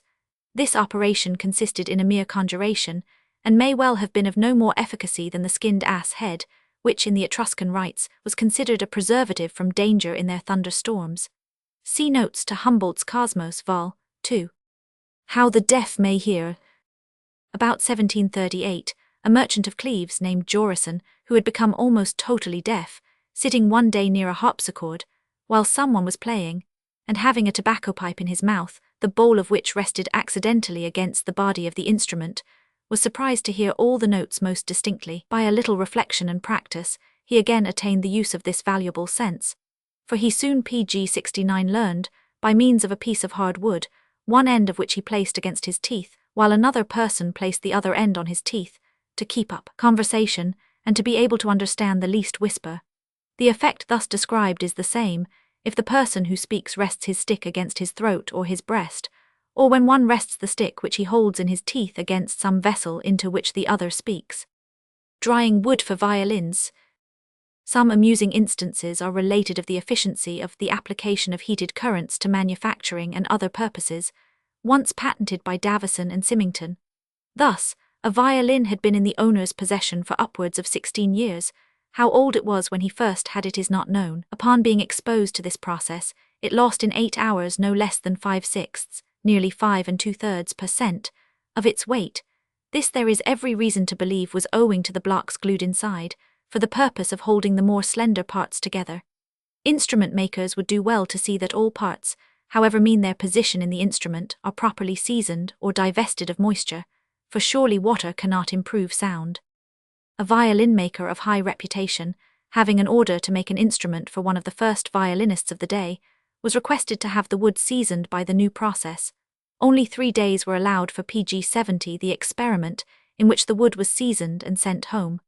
The two heaviest pieces were reduced in weight to 12 pounds, which is equal to 2 pints of water. It is ascertained that, by this means of drying, the effect of age has been given to the instrument made from the above wood, and it became first fiddle in the orchestra of Her Majesty's Theatre. The wood had been in the possession of its owners for 8 years, and it was sent from Switzerland, in the first instance, as dry wood 6. In proof of the economy of Messrs. Davison and Symington's invention applied to the manufacture and cleansing of brewers' casks, it is stated that through its adoption at Truman's Brewery, Spitalfields, a saving of 300 tons of coals was effected annually. Columbus's own ship journal. Columbus has left us some charming descriptions of his own discoveries, though it is only recently that we have obtained the knowledge of his own ship's journal, of his letters to the treasurer Sanchez, to Donna Juana de la Torre, governess of the infant Don Juan, and to Queen Isabella. Humboldt has sought to show with how deep a feeling and perception of the forms and the beauty of nature the great discoverer was endowed, and how he described the face of the earth, and the new heaven, which opened to his view, with a beauty and simplicity of expression which can only be fully appreciated by those who are familiar with the ancient force of the language as it existed at the period. Pg 71. The aspect and the physiognomy of the vegetation, the impenetrable thickets of the forest, in which one can hardly distinguish which are the flowers and leaves belonging to each stem, the wild luxuriance which clothed the humid shores, the rose-coloured flamingos fishing at the mouth of the rivers in the early morning, and giving animation to the landscape, attract the attention of the old navigator while sailing along the coast of Cuba, between the small Lucian Islands and the Jardinillos. Each newly discovered land appears to him still more beautiful than those he had before described. He complains that he cannot find words in which to record the sweet impressions which he has received. The loveliness of this new land, says the discoverer, far surpasses that of the Campina de Cordoba. The trees are all bright with ever-verdant foliage and perpetually laden with fruits. The plants on the ground are tall and full of blossoms. The breezes are mild like those in April in Castile. The nightingales sing more sweetly than I can describe. At night, other small birds sing sweetly, and I also hear our grasshoppers and frogs. Once I came into a deeply enclosed harbour, and saw high mountains which no human eye had seen before, from which lovely waters streamed down. The mountain was covered with firs, pines, and other trees of very various form, and adorned with beautiful flowers. Ascending the river which poured itself into the bay, I was astonished at the cool shade, the crystal-clear water, and the number of singing birds. It seemed as if I could never quit a Pg 72 spot so delightful, as if 1,000 tongues would fail to describe it, as if the spellbound hand would refuse to write. We have here from the journal of an unlettered seaman the power which the beauty of nature, manifested in her individual forms, may exert on a susceptible mind. Feelings a noble language, for the prose of the admiral, especially when, on his 4th voyage at the age of 67, he relates his wonderful dream on the coast of Veragua, is, if not more eloquent, yet far more moving than the allegorical pastoral romance of Boccaccio and the two Arcadias of Sannazaro and Sidney, than Garcilasso's Salicio y Nemoroso, or than the Diana of Jorge de Montemayor. Early incitements to a scientific study of nature. Baron Humboldt, in the opening of his Cosmos Vol. II, recalls the lessons of experience, which tell us how often impressions received by the senses from circumstances, seemingly accidental, have so acted on the youthful mind as to determine the whole direction of the man's course through life. Childish pleasure in the form of countries and of seas, as delineated in maps, the desire to behold those southern constellations which have never risen in our horizon, the sight of palms and of the cedars of Lebanon, figured in a pictorial Bible, may have implanted in the spirit the first impulse to travel in distant lands. If I might, says Humboldt, have recourse to my Pg 73 own experience, and say what awakened in me the first beginnings of an inextinguishable longing to visit the tropics, I should name George Forster's descriptions of the islands of the Pacific, paintings, by Hodge in the house of Warren Hastings in London, representing the banks of the Ganges, and a colossal dragon tree in an old tower of the Botanic Gardens at Berlin. The rights of whitebait. Formerly, whitebait were considered to be the young of the shad, and only of late years has the misnamed fish taken its proper position. It appears that Mr. Yarrell, the able naturalist, was one morning in March struck with the early appearance of whitebait in a fishmonger's shop in St. James's, and knowing that shads, which they were supposed to be, did not make their appearance till much later May, he took up the matter, and persevered in a course of investigation, which lasted from March to August, 1828. The specific distinction between the two fishes, on which Mr. Yarrell relies as of the greatest value, is the difference of their anatomical character, and especially in the number of vertebrae or small bones extending from the backbone. The number of vertebrae in the shad, he states, of whatever size the specimen may be, is invariably 55, while the number in the whitebait is uniformly 56. Even in a fish of 2 inches with the assistance of a lens, their exact number may be distinctly made out. pg 74. Catching electric eels. Humboldt gives a very interesting narrative of the mode of the capture of the gymnoti employed by the Indians of South America. This is done by rousing the eels by driving horses and mules into the ponds which those fish inhabit, and harpooning them when they have exhausted their electricity upon the unhappy quadrupeds.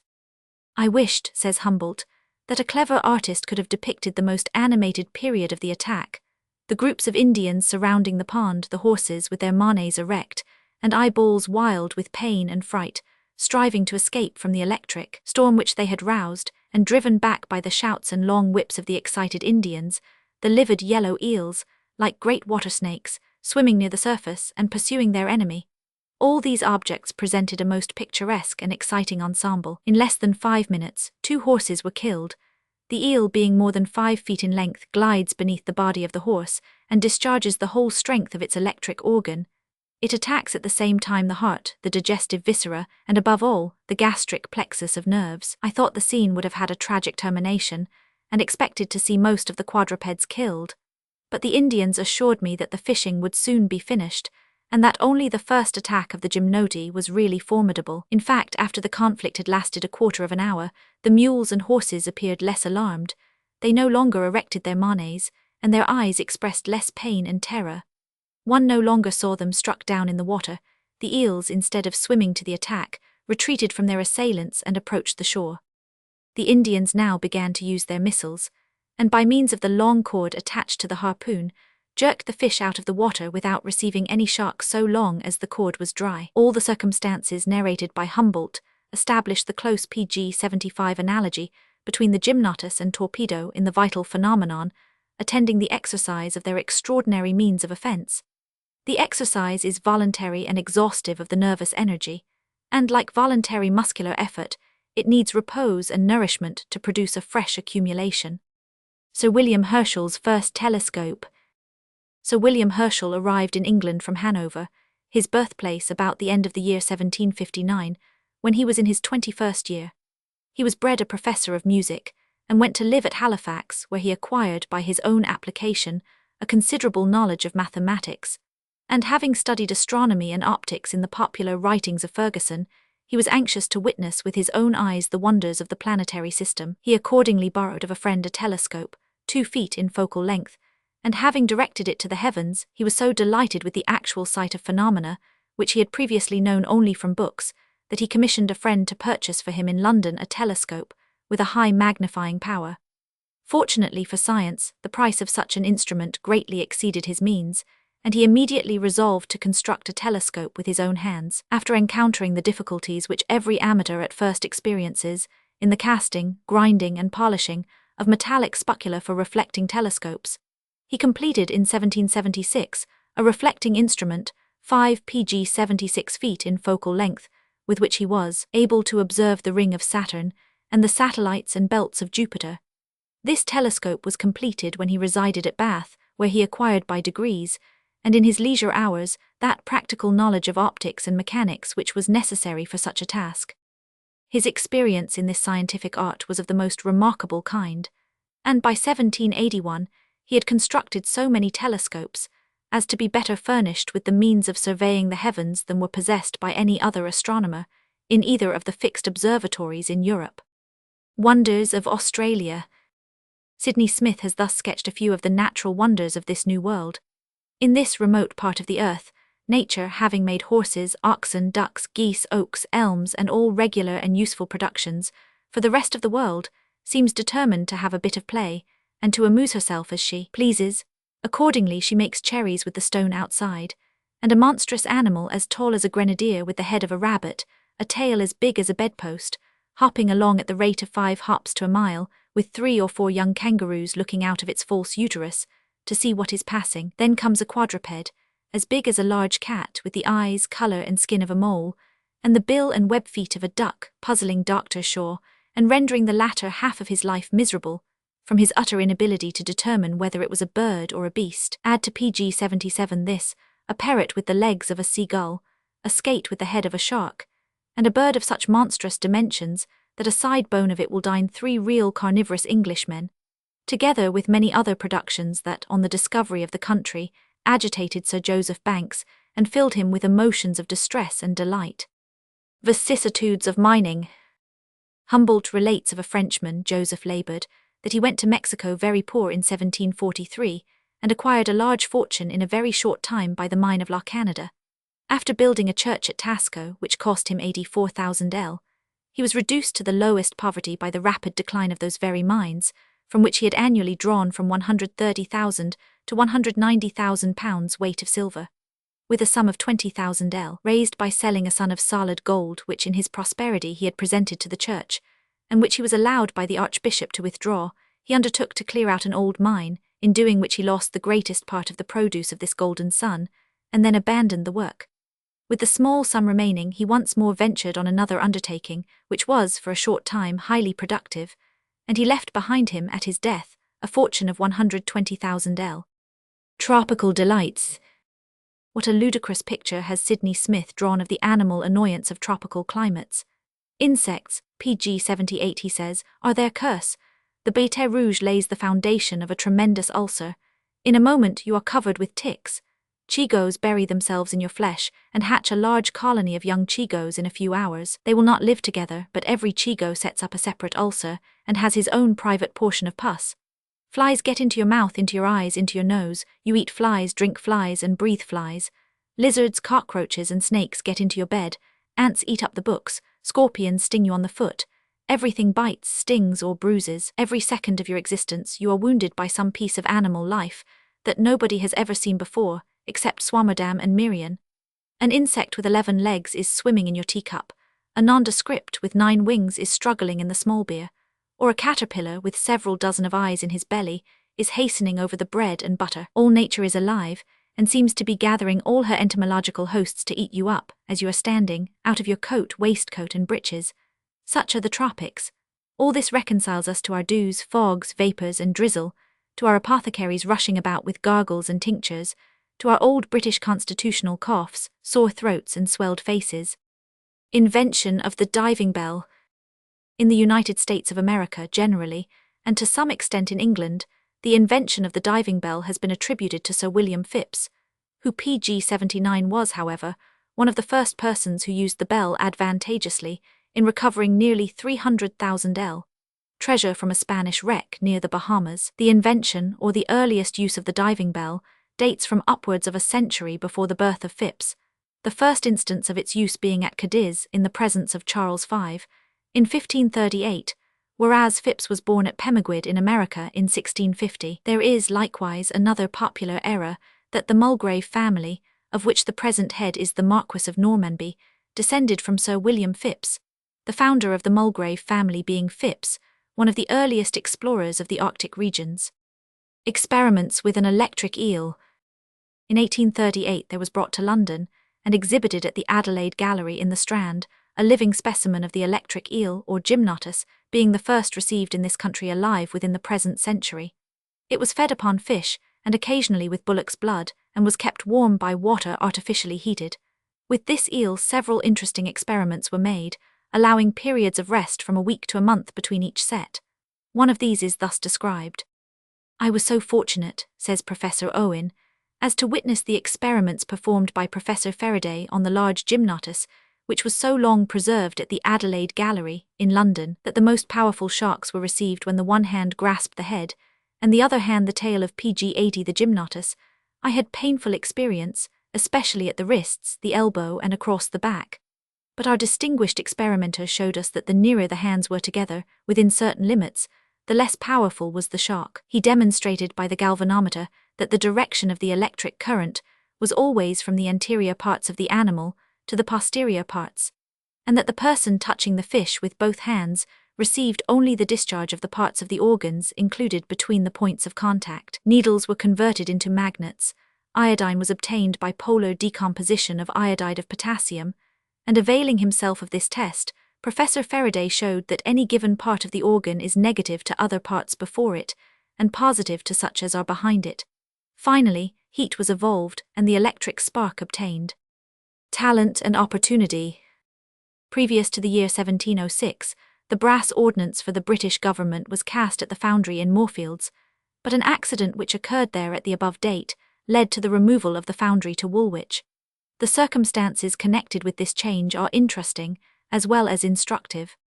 It appears that a great number of persons had assembled to witness the recasting of the cannon taken by the Duke of Marlborough from the French, and there happened to be among them a young German artisan in metal named Schalch. Observing some moisture in the moulds, he pointed out to the spectators pg-81 around him the danger likely to ensue from an explosion of steam when the moulds were filled with the heated metal, and at the instigation of his friends, this apprehension was conveyed through Colonel Armstrong, Major General of the Ordnance, to the Duke of Richmond, then in attendance as the head of the department. This warning was, however, disregarded, but Schalch retired from the spot with as many of the bystanders as he could persuade to accompany him.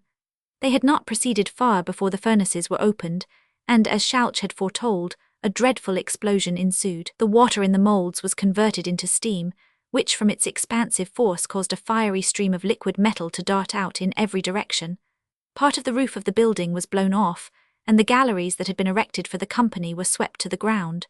Most of the foundrymen were terribly burnt, some were killed, and many of the spectators were severely injured. A few days afterwards, in answer to an advertisement in the newspapers, Schalch waited upon Colonel Armstrong, and was informed by him that the Board of Ordnance contemplated building a new foundry, and had determined, from the representations made to them of Schalch's ability, to offer him the superintendence of its erection and the management of the entire establishment when completed. Schalch readily accepted the appointment. He fixed upon the warren at Woolwich as the most eligible site for the new building, and the ordnance which were cast here under his direction were highly approved of. Thus, almost pg-82 by mere chance, was the young German appointed to a situation of great trust and emolument, which he filled so ably, that during the many years he was superintendent of the Royal Arsenal, not a single accident occurred, amidst all the dangerous operations of gun casting. He retired after 60 years' service to Charlton, where he died, and his tomb may be seen in Woolwich churchyard. Travelling in the Himmel Mountains. The perils of the heights and passes of the Himmel are truly frightful. At Borendo, 15,171 feet in height, one of the safest and most frequented of the passes, the guides point out a spot where upwards of 20 persons, returning from Kunacker with salt a few years since, perished at once. They were overtaken by a fall of snow when on the other side, but they preferred trying the pass to making a circuit of 6 or 7 days' journey. The wind got up, and they were so benumbed with cold by the time they reached the trees that they were unable to strike a light, and slept to wake no more. The road to Ludeck is passable in the middle of winter, and is never shut by snow, but there are frightful accounts of frosts on this route. As protection against these perils, travellers clothe themselves in their journeys with a winter dress, which is so heavy that it scarcely seems possible for them to walk. Pudi Ram, a traveller, is described as wearing a garment of lambskin, called lapka, with sleeves. The fleecy side was inward, and the exterior covered with pg-83 suklat, a kind of warm blanket dyed blue. There were trousers of the same, long woolen stockings, and over them the usual kind of boots, the foot part stuffed with 2 inches of wool, and gloves of thick flannel reaching above the elbows. In addition to this, he had a blanket round his waist, another thrown on his shoulders, and a shawl wrapped over his cap and part of his face. Such, he said, was the usual garb of a traveller in the winter season, adding that he was always accompanied by a mule-load of blankets and another lapka, all of which were required at night, when he was obliged to sleep under the snow. Gold in Siberia.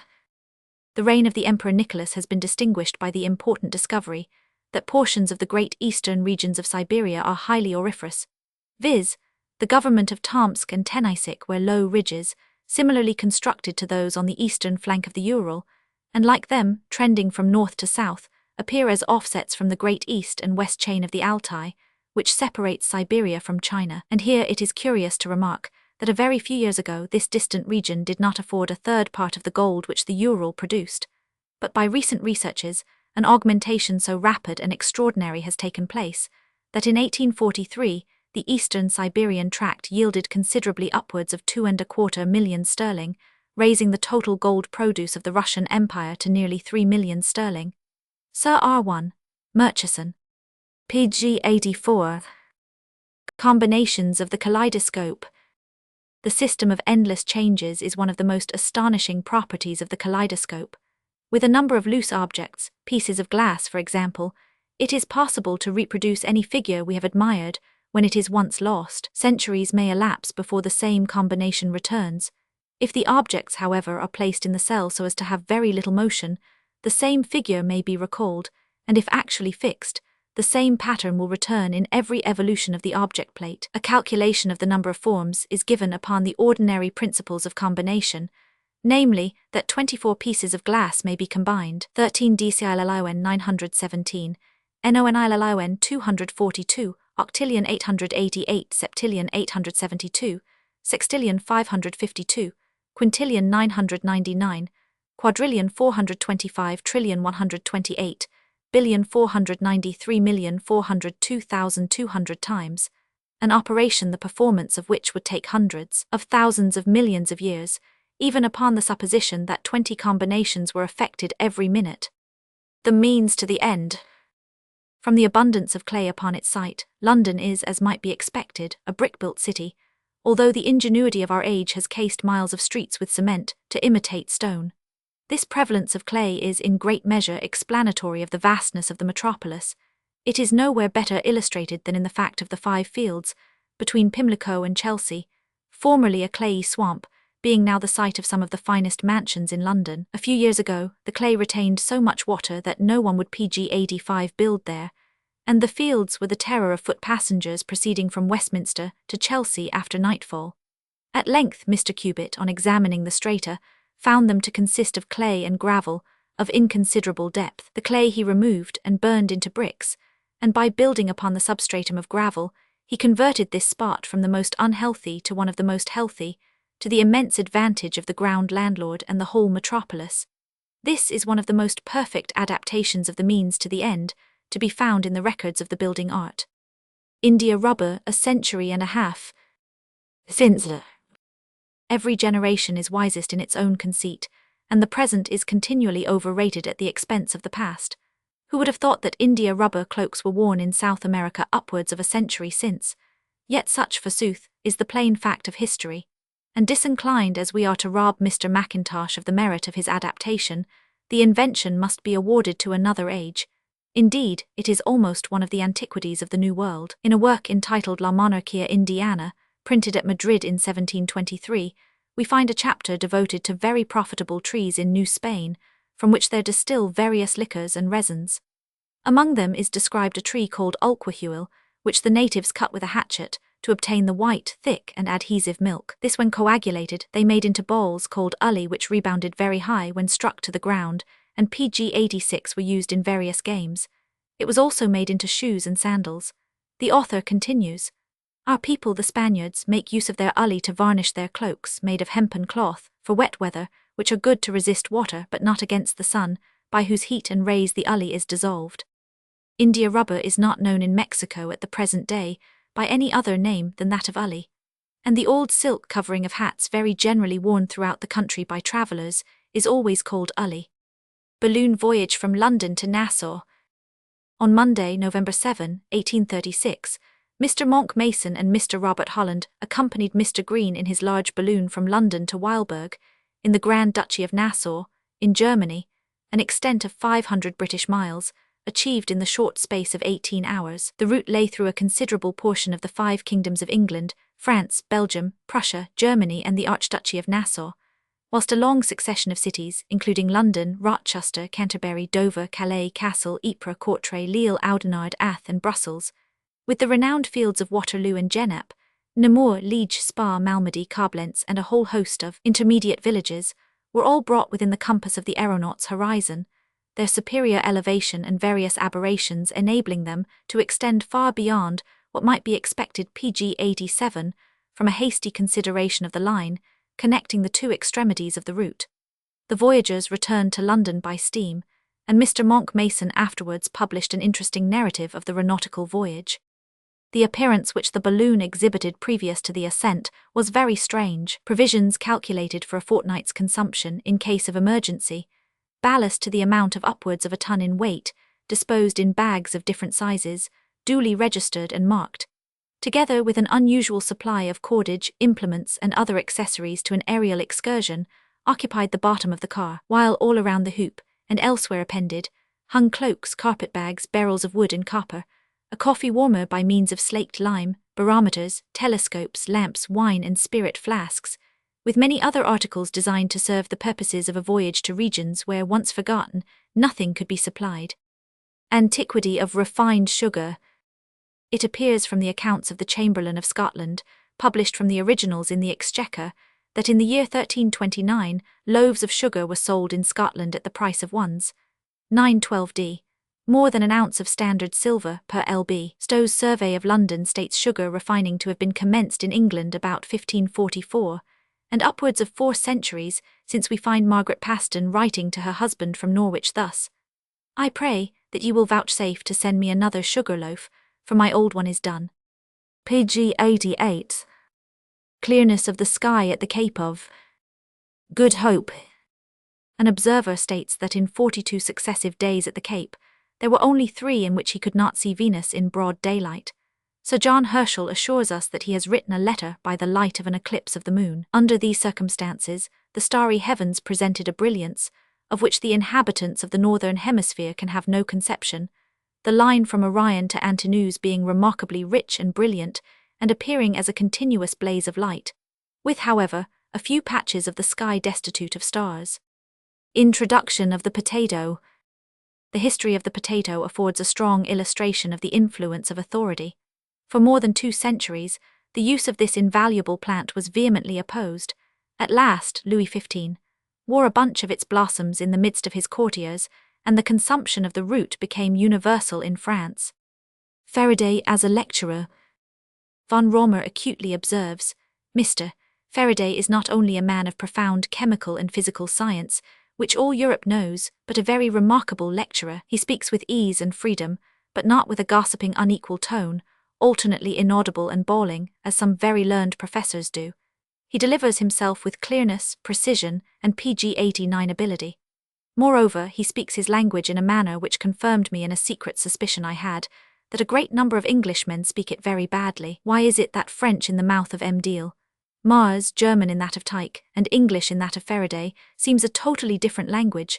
Because they articulate what other people swallow or chew. It is a shame that the power and harmony of simple speech, I am not talking of eloquence, but of vowels and consonants, that the tones and inflections which God has given to the human voice should be so neglected and abused. And those who think they do them full justice, preachers, generally give us only the long straw of pretended connoisseurs, instead of the chopped straw of the dilettanti. The railway system suggested. A striking suggestion of the extension of railway communication into a system, as connecting lines are now called, will be found in Sir Richard Phillips's Morning's Walk from London to Kew, published in 1813. On reaching the Surrey Iron Railway at Wandsworth, Sir Richard records, "I found renewed delight on witnessing, at this place, the economy of horse labour on the iron railway, yet a heavy sigh escaped me, as I thought of the inconceivable millions which have been spent about Malta, 4 or 5 of which might have been the means of extending double lines of iron railway from London to Edinburgh, Glasgow, Holyhead, Milford, Falmouth, Yarmouth, Dover and Portsmouth. A reward of a single 1,000 pg 90 would have supplied coaches and other vehicles, of various degrees of speed, with the best tackle for readily turning out. And we might ere this have witnessed our mail coaches running at the rate of 10 miles an hour, drawn by a single horse, or impelled 15 miles an hour by Blenkinsop's steam engine. Such would have been a legitimate motive for overstepping the income of a nation, and the completion of so great and useful a work would have afforded rational ground for public triumph in general jubilees. The writer of these penetrative remarks lived until 1840, so that he had the gratification of witnessing a triumph akin to his long-cherished hope. Lord Brougham's blunders. Dr. Young's theory of light was treated with the most sovereign contempt by Lord Brougham in the earlier numbers of the Edinburgh Review, and Dr. Young died without reaping the honour of his discovery. The theory is now recognised as true, and 1,000 Arago has formally vindicated Dr. Young from the noble critic's animadversions in a discourse delivered at the French Institute. In 1809, when the first application was made to Parliament on gas lighting, the movers in the project were much opposed. A committee of the House of Commons was granted, but the application terminated unsuccessfully, and the testimony of Mr. Accum to the practicability of gas lighting exposed him to the severe animadversions and ridicule of Mr. Brougham, pg 91, who first doubled the Cape of Good Hope. Why Vasco da Gama, to be sure, perhaps the reader will reply. In Portugal, however, a much more ancient navigator has been mentioned. Vieira, an old preacher of great renown at Lisbon, said in one of his sermons, "One man only passed the Cape of Good Hope before the Portuguese, and who was he, and how? It was Jonah in the whale's belly." The whale, or rather great fish, went out of the Mediterranean because he had no other course. He kept the coast of Africa on the left, scoured along Ethiopia, passed by Arabia, took post in the Euphrates on the shores of Nineveh, and making his tongue serve as a plank, landed the prophet there. The first kaleidoscope. When, by a happy accident, Sir David Brewster had discovered the leading principles of the kaleidoscope, while repeating Biot's experiments on the action of fluids upon light, he constructed an instrument in which he fixed permanently, across the ends of the reflectors, pieces of coloured glass and other irregular objects. But it was not till some time afterwards that the great step towards the completion of the instrument was made, in the idea of giving motion to these objects, which were placed loosely in a cell at the end of the instrument. When this idea was carried into execution, the kaleidoscope in its simple form was completed. The next and by far the most pg 92 important step of the invention was to employ a draw tube and lens, by means of which beautiful forms could be created from objects of all sizes, and at all distances from the observer. In this way, the power of the kaleidoscope was indefinitely extended, and every object in nature could be introduced into the picture, in the same manner as if these objects had been reduced in size, and actually placed at the end of the reflector. Ferguson and his wife. James Ferguson and his wife led a cat-and-dog life, and she is not once alluded to in the philosopher's autobiography. About the year 1750, one evening, while he was delivering to a London audience a lecture on astronomy, his wife entered the room in a passion, and maliciously overturned several pieces of the apparatus, when all the notice Ferguson took of the catastrophe was the observation to the audience, "Ladies and gentlemen, I have the misfortune to be married to this woman." A descent in a diving bell. Sir George Head, in his shrewdly humorous home tour, gives an amusing picture of a pair of operative divers whom he saw in the Hull docks. Sir George was passing as the workmen were raising the diving bell, when he stepped into the lighter to observe the state of the labourers on their return from below. He had a remarkably good view of their features, at a pg 93 time when they had no reason to expect anyone was looking at them, for, as the bell was raised very slowly, he had an opportunity of seeing within it, by stooping, the moment its side was above the gunwale of the lighter. But Sir George shall relate what he saw. A pair of easy-going, careless fellows, each with a red nightcap on his head, sat opposite one another, by no means overheated or exhausted, and apparently with no other want in the world than that of somewhat to drink. They had been under water exactly 2 hours. I asked them what were their sensations on going down. They said that, before a man was used to it, it produced a feeling as if the ears were bursting, that on the bell first dipping, they were in the habit of holding their noses, at the same time of breathing as gently as possible, and that thus they prevented any disagreeable effect. They added the air below was hot and made a man thirsty. The latter observation, though in duty bound I received as a hint, I believe to be true. Nevertheless, the service cannot be formidable, as the extra pay is only 1 shilling per day. Had there been anything extraordinary to see below, I should have asked permission to go down, but the water was by no means clear, and the muddy bottom of the docks was not a sufficient recompense for the disagreeable sensation. 2 men descend at a time, and 4 pump the air into the bell through the leathern hose. The bell is nearly a square, or rather an oblong, vessel of cast iron, with 10 bull's-eye lights at the top, which lights are fortified within by a lattice of strong iron wire, sufficient to resist an accidental blow of a crowbar or other casualty. Notwithstanding the great improvements made in diving bells since their invention, after all precautions, a man in a diving bell is, certainly, in a state of awful dependence upon human aid. In case of the slightest accident to the air pump, or even a single stitch of the leathern hose giving way, long before the ponderous vessel could be raised to the surface, life must be extinct. Sir Humphrey Davy, an angler. Laybach in Styria is interesting, for having been the retreat of Sir Humphrey Davy not long before PG 94 his death, he resided in an hotel here, and the pretty daughter of the hostess relates several anecdotes of him. He was a most indefatigable angler. His extraordinary success in transferring the trout to his basket procured for him the title of the English wizard, and the scared peasants, who could never understand by what artificial means he caught the fish, shunned him as if he had been his satanic majesty. He spent the greater part of the day in angling or in geologizing among the mountains. He generally passed his evenings in the company of his hostess, pretty daughter, who made his tea, and was his antagonist at écarté or some other light game, and the maid of the inn played her cards so well that she secured a handsome legacy from the philosopher in his will. Miss Caroline Lucretia Herschel. This very interesting lady died at Hanover on the 9th of January, 1848, in the 98th year of her age. She was the sister of Sir William Herschel, and consequently aunt to Sir John Herschel, the present representative of this truly scientific family. Miss Herschel was the constant companion of her brother, and sole assistant of his astronomical labours, to the success of which her indefatigable zeal, diligence, and singular accuracy of calculation not a little contributed. From the first commencement of his astronomical pursuits, her attendance on both his daily labours and nightly watches was put in requisition, and was found so useful that on Herschel's removal from Bath to Datchet, and subsequently to Slough, PG 95, he being then occupied with the review of the heavens and other researches, she performed the whole of the arduous duties of his astronomical assistant, not only reading the clocks and noting down all the observations from dictation as an amanuensis, but subsequently executing the extensive and laborious numerical calculations necessary to render them available to science. For the performance of these duties, His Majesty King George III was pleased to place her in the receipt of a salary sufficient for her singularly moderate wants and retired habits. Arduous, however, as these occupations must appear, especially when it is considered that her brother's observations were always carried on, circumstances permitting, till daybreak without regard to season, and indeed chiefly in winter, they proved insufficient to exhaust her activity. In the intervals, she found time both for astronomical observations of her own, and for the execution of more than one work of great extent and utility.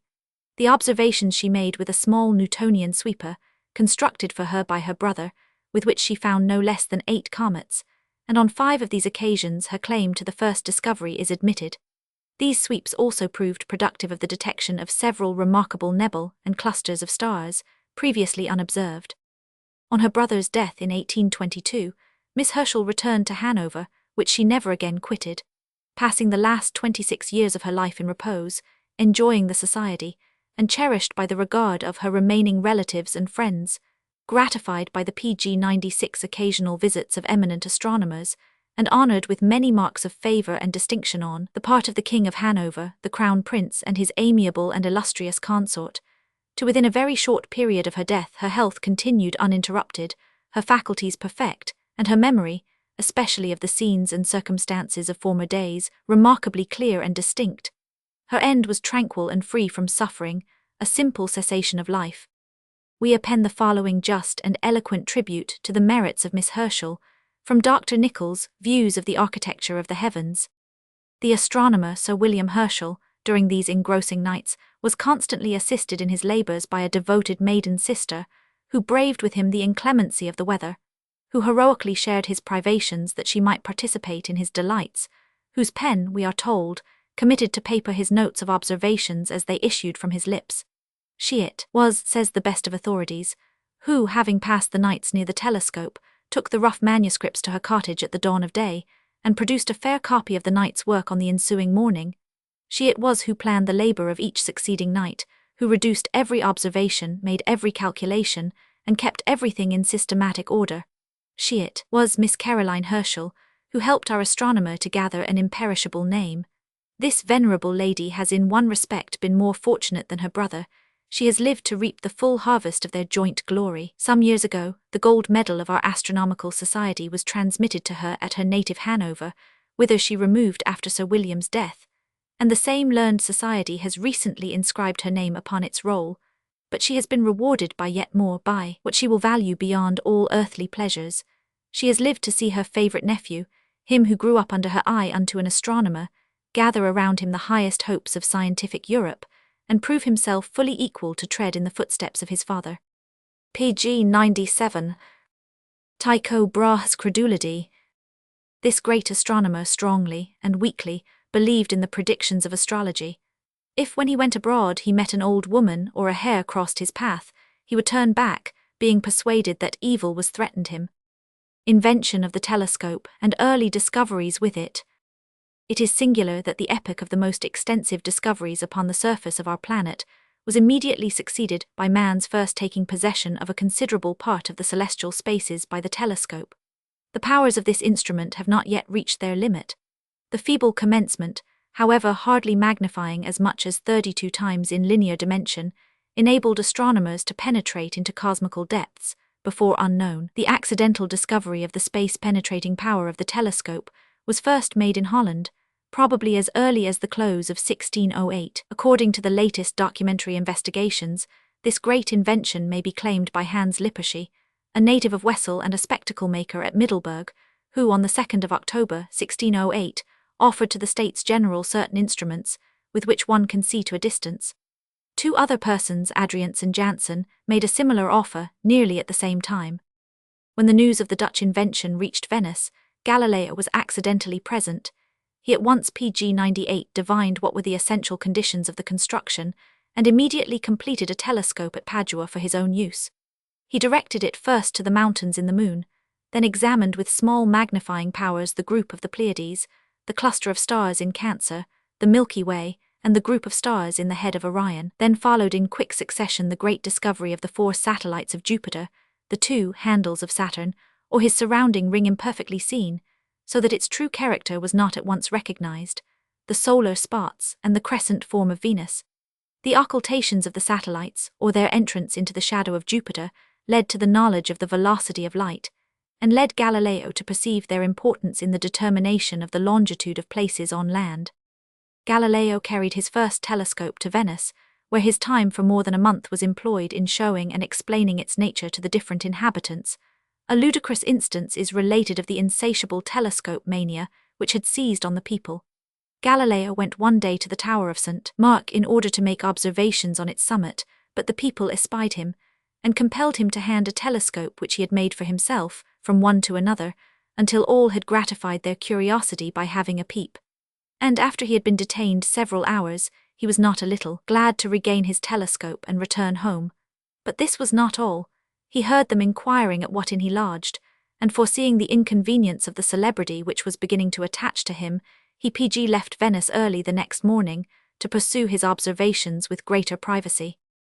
Melancholy is it to relate that these brilliant disclosures brought temporary disgrace and positive suffering upon their author. Galileo, at the age of 77, after having devoted his life to useful and valuable labours, was forced to abjure his philosophical opinions, and to declare on his knees that he believed his doctrines concerning the motion of the earth round the sun, the existence of solar spots, and 100, to be false and pernicious. The moral firmness of the old man was not sufficient to make him brave the terrors of the Inquisition, and we must therefore look with a lenient eye at this abjuration of doctrines, which at the very moment he firmly believed to be true. But what shall we say of those men, who, under the plea of religion, could subject so noble a mind to such humiliating degradation?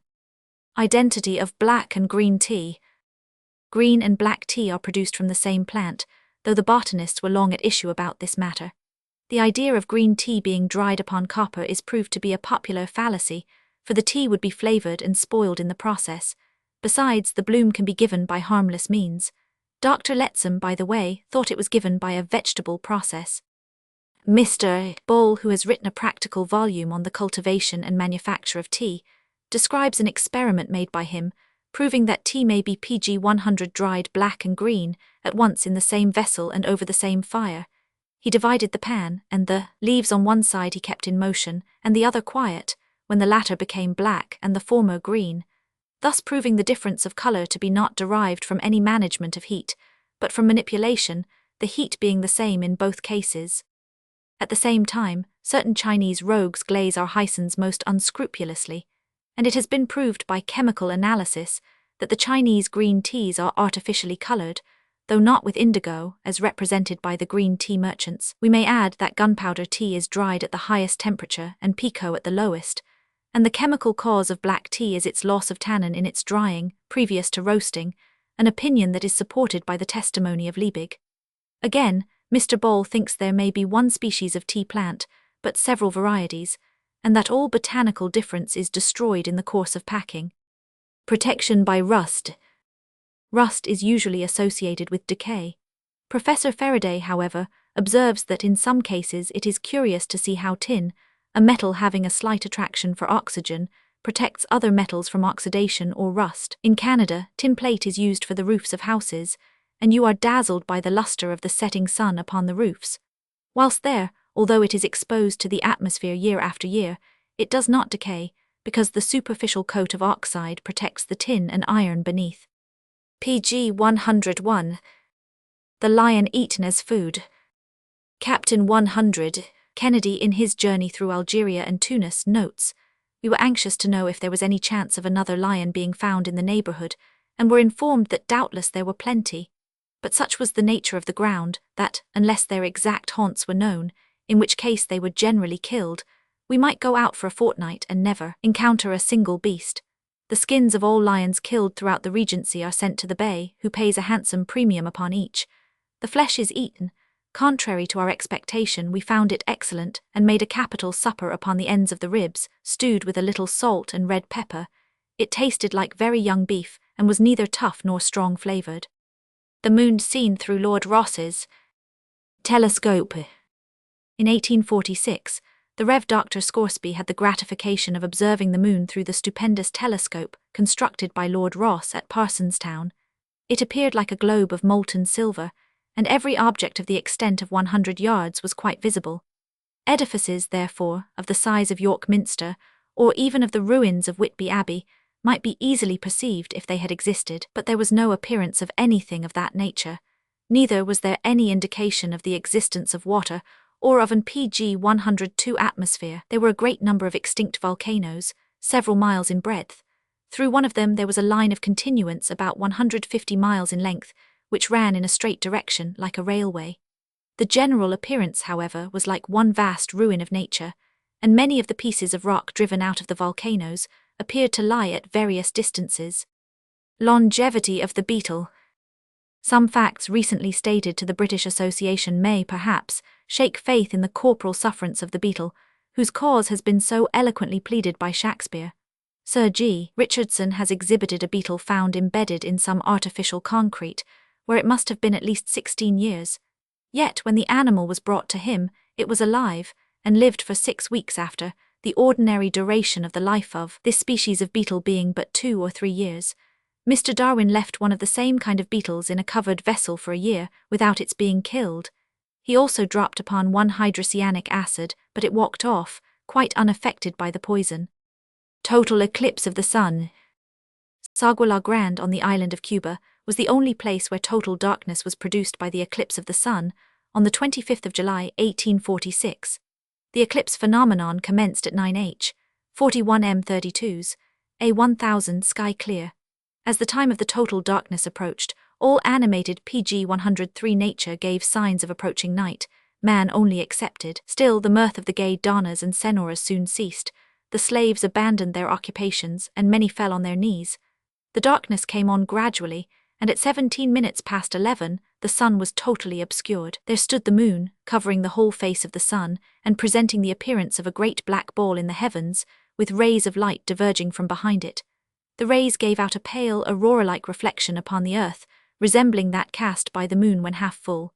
This lasted only 50 seconds, and at a little past 12 the eclipse ended. The diving bell was first used in Europe at Toledo in Spain in 1538 before Charles V, and 10,000 spectators. The experiment was made by 2 Greeks, who, taking a very large kettle suspended by ropes with the mouth downward, fixed planks in it, on which they placed themselves, and with a lighted candle gradually descended to a considerable depth. Rate of balloon travelling. Mr. Green relates some singular experiences of the variety of currents in our atmosphere, influencing the rate of his aerial travelling. He has found that at a great elevation, the northwest current generally prevails throughout the year, without reference to the direction of the wind near the earth, this constant current being at an elevation of from 13,000 to 14,000 feet. This upper current carries his balloon at the PG 104 rate of 6 miles an hour, whilst the lower current wafts it at the rate of 30 miles an hour. He states that in one of his ascents from Liverpool, he entered the constant current at an elevation of 14,000 feet, and descended into a lower southeast current at the height of 12,000 feet, the former carrying his balloon at the rate of 5 miles, and the latter at the rate of 80 miles an hour. He has travelled 97 miles in 58 minutes, and his speed has often been from 60 to 80 miles an hour. Safe descent in a parachute.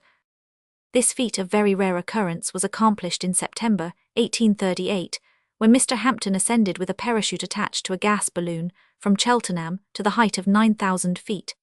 At this altitude he cut the connecting cord, when the balloon rose for some 100 feet and burst, Mr. Hampton safely descending in the parachute within 13 minutes, the collapsed balloon having reached the earth before him.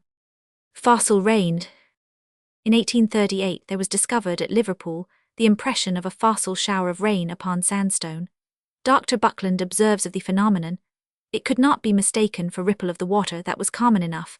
It had all the smallpox character, the pitted appearance, which a heavy shower of rain would leave, and which would be covered up by the next tide, and so preserved to future generations. PG 105. Melting of a watch by lightning. During a violent thunderstorm in 1844, a fishing boat belonging to one of the Shetland Islands was struck by lightning. The electric fluid came down the mast, which it tore into shivers, and melted a watch in the pocket of a man who was sitting close by the side of the mast, without injuring him. Not only was the man altogether unhurt, but his clothes also were uninjured, and he was not aware of what had taken place until, on taking out his watch, he found it was fused into a mass. The Indian juggler's secret. Lieutenant Hutton states that the snakes which the Indian jugglers handle with impunity are drugged with opium, which renders them quiet and harmless. The effects of the drug will not wear off for a fortnight or 3 weeks, but a drugged snake which Lieutenant Hutton purchased, after the lapse of 3 weeks, flew at him unexpectedly and nearly strangled him. The art of stereotype. The first person mentioned as practicing the modern art of stereotype was a Dutchman, Van der May, who resided at Leyden about the end of the 16th century. He printed 4 books from solid plates, but at his death the art of preparing solid blocks was lost, or wholly neglected. In 1725, however, Mr. Jedd, a jeweller of Edinburgh, apparently without knowledge PG 106 of Van der May's performances, devised the plan of printing from plates, and in 1729 he entered into partnership with 3 other persons, for the purpose of prosecuting the art. A privilege was obtained by the company from the University of Cambridge to print Bibles and prayer books, but one of Jedd's partners was so averse to the success of the plan that he engaged such people for the work as he thought most likely to spoil it. The compositors wilfully made errors in correcting, and the pressmen battered the plates when the masters were absent. In consequence, the books were suppressed by authority and the plates melted. Mr. Jedd, with the help of his son, whom he had apprenticed to the printing trade, actually produced in 1736 an 18mo edition of Sallust, and in 1742 another book was printed in Newcastle. But after the death of Jedd and his son, the art again fell into disuse, till in 1780 it was revived by Mr. Tulloch of Glasgow, who practiced it in partnership with Mr. Foulis, the university printer. Raining trees. During Sir John Herschel's residence at the Cape of Good Hope, he often observed that on the windward side of the Table Mountain the clouds were spread out and descended very low, but frequently without any rain falling, while on the lee side they poured over the precipitous face of the mountain, producing as they rolled out the well-known phenomenon of the tablecloth. Sir John, however, found that as he walked under fir trees in the neighbourhood, while the clouds PG 107 were closely overhead, he was subjected to a copious shower, but on coming from beneath the trees it was fair. On inquiring into the cause of this, he ascertained that the cloud was condensed on the trees, and thus the umbrella-shaped tops of the firs acted a part quite the reverse of our umbrellas in this country, for they wetted the person beneath them, instead of keeping him dry. The invisible dispatch. The plan of writing with rice water, to be rendered visible by the application of iodine, was practiced with great success in the correspondence during the war in Afghanistan. The first letter of this kind was received from Jalalabad, concealed in a quill. On opening it, a small paper was unfolded, on which appeared only a single word, iodine. The magic liquid was applied, and an important dispatch from Sir Robert Sale stood forth. Tame Hina. When the traveller Ignatius Palmi was at Cordophon, he saw in the court of a house at Lobid a hyena running about quite domesticated. The children of the proprietor tamed it, took the meat thrown to it for food out of its jaws, and put their hands even to its throat without receiving the slightest injury. When the family sat down to dinner in the open air, the animal approached the table and snapped up the pieces that were thrown to it, like a dog. A full-grown PG 108 hyena and her 2 cubs on another occasion were brought to our traveller for sale. The latter were carried in arms as you might carry a lamb, and were not even muzzled. The old one, it is true, had a rope round her snout, but she had been led a distance of 12 miles by one man without offering the least resistance. The Africans do not even reckon the hyena among the wild beasts of their country, for they are not afraid of it. Novel travelling carriage. In 1838, a carriage was built for a gentleman at Kensington, which for completeness equalled Sir Samuel Morland's celebrated cooking carriage of the 17th century. It was divided into 2 apartments, an anteroom, and a drawing-room and bedchamber with every comfort. The anteroom contained a table, drawers, and culinary utensils, and the drawing-room was furnished with sofas, sofa bedstead, 6 chairs, table, cupboards, and a chandelier for 9 lights, a stove and fuel. The length of the carriage was 29 feet, and the breadth 9 feet, and the length of the drawing-room 20 feet. The whole weighed 2 tons and a half. Enemies of the ostrich. The ostrich would appear to be a bird of many enemies, from the following statement in Sir J. E. Alexander's narrative of his expedition of discovery in South Africa. PG 109. According to native testimony, the male ostrich sits on the nest, which is merely a hollow place scooped out in the sand during the night, the better to defend the eggs from jackals and other nocturnal plunderers. Towards morning he brummels or utters a grumbling sound for the female to come and take his place, and she sits on the eggs during the cool of the morning and evening. In the middle of the day, the pair, leaving the eggs in charge of the sun, and forgetting that the foot may crush them or the wild beast break them, employ themselves in feeding off the tops of bushes in the plain near the nest. Looking aloft at this time of day, a white Egyptian vulture may be seen, soaring in midair, with a large stone between his talons. Having carefully surveyed the ground below him, he suddenly lets fall the stone and then follows it in rapid descent. Let the hunter run to the spot, and he will find a nest of probably a score of eggs, each equal in size to 24 hens' eggs, some of them broken by the vulture. The jackal, too, is said to roll the eggs together to break them, and the hyena pushes them off with his nose to bury them at a distance. Fireproof house on Putney Heath. Upon Putney Heath, by the roadside, stands an obelisk to record the success of a discovery made in the last century, of the means of building a house which no ordinary application of ignited combustibles could be made to consume. The inventor was Mr. David Hartley, to whom the House of Commons voted 2,500 L.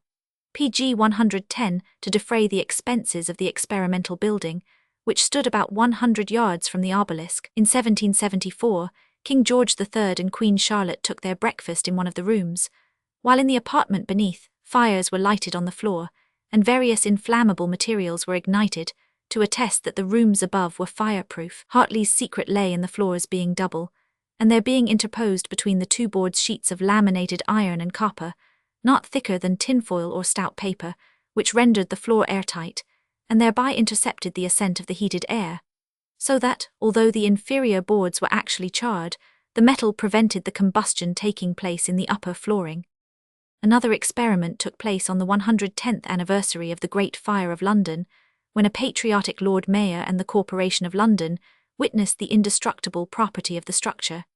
Yet the invention was never carried into further practice.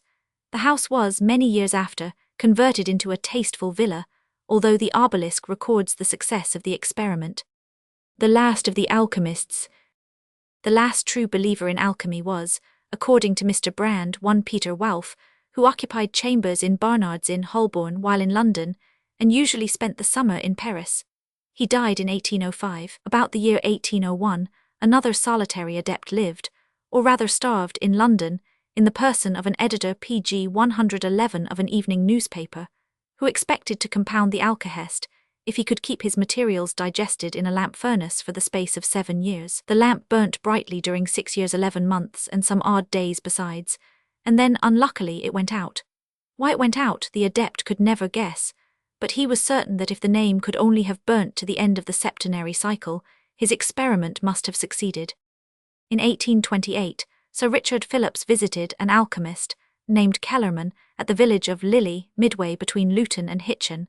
He was believed by some of his neighbours to have succeeded in discovering the philosopher's stone, and also the universal solvent. He had been a man of fashion and an adventurer on the turf, but had for many years shut himself up at Lilly and been inaccessible and invisible to the world, his house being barricaded and the walls of his grounds protected by hurdles with spring guns so planted as to resist intrusion in every direction. Sir Richard, however, obtained an interview with this strange being, and the account of his visit is very graphic. The front door was opened, and Mr. Kellerman presented himself. I lament that I have not the pencil of Hogarth, for a more original figure never was seen.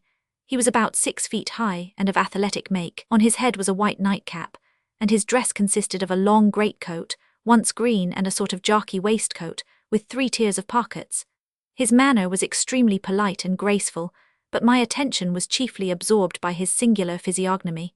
His complexion was deeply sallow, and his eyes large, black, and rolling. He conducted me into a very large parlour, with a window looking backward, and having locked the door and put the key into his pocket, he desired me to be seated in one of 2 large armchairs, PG 112, covered with sheepskins.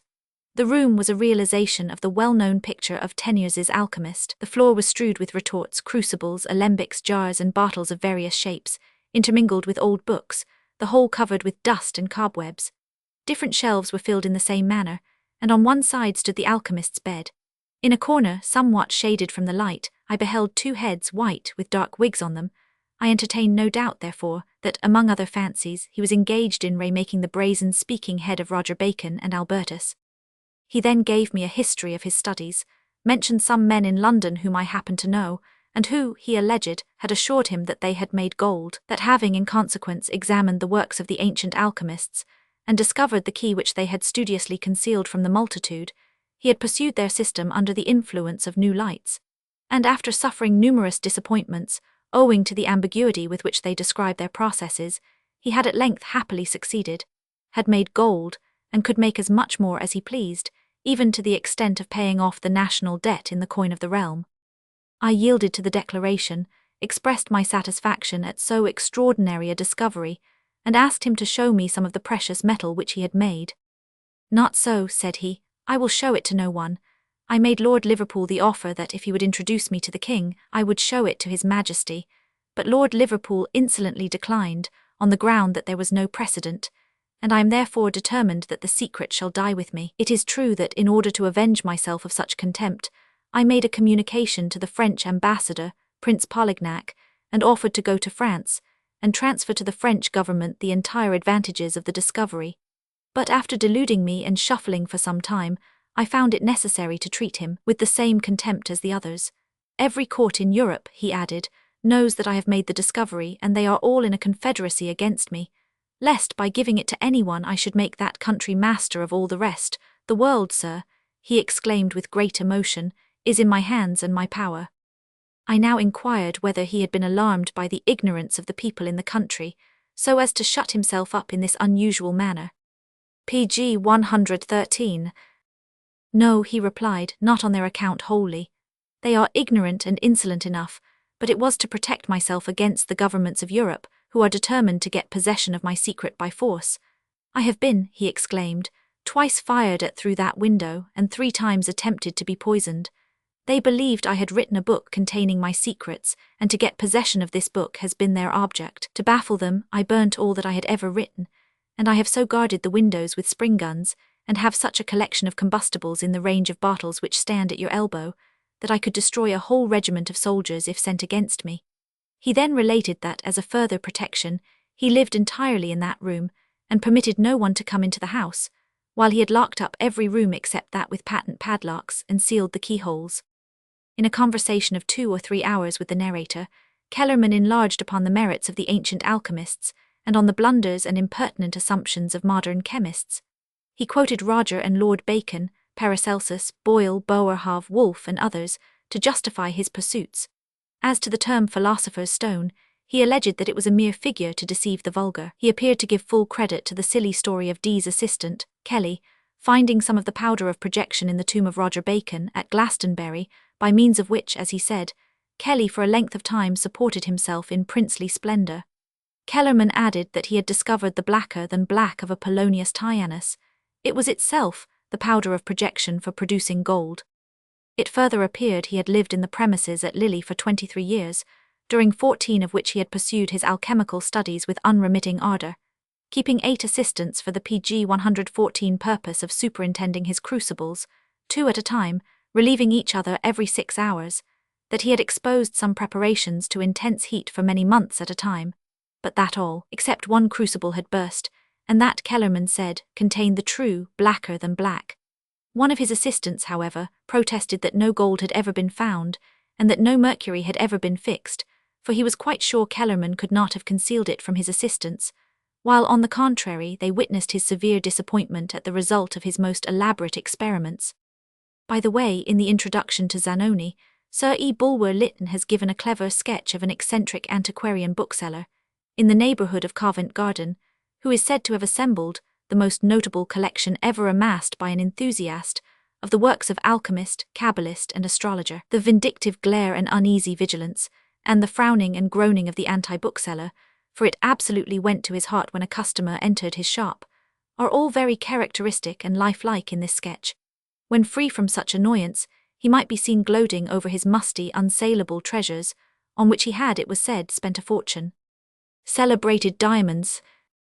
We read marvellous records, in modern books too, of the high prices realized for diamonds, but according to Dr. Ure, it does not appear that any sum exceeding £150,000 has PG 115 ever been given for a diamond. This statement, made in the year 1820, has since received signal confirmation. On July 20, 1837, the Nashuk diamond was sold by auction in London, and realized only 7,200 L, though it was estimated by the East India Company to be worth 30,000 L. This diamond was among the spoils which were captured by the combined armies, under the command of the Marquis of Hastings in the British conquest of India, and formed part of the Deccan booty. This magnificent gem is as large as a good-sized walnut, weighs 357 grains, is of dazzling whiteness, and is as pure as a drop of dew. After the above sale, it was purchased by the Marquis of Westminster, who more than once wore it on the hilt of his court sword. It was presented by his lordship to the Marchioness of Westminster, on her birthday, along with the Arcot diamond ear-rings, once belonging to Queen Charlotte, and disposed of at the above sale for 11,000 L.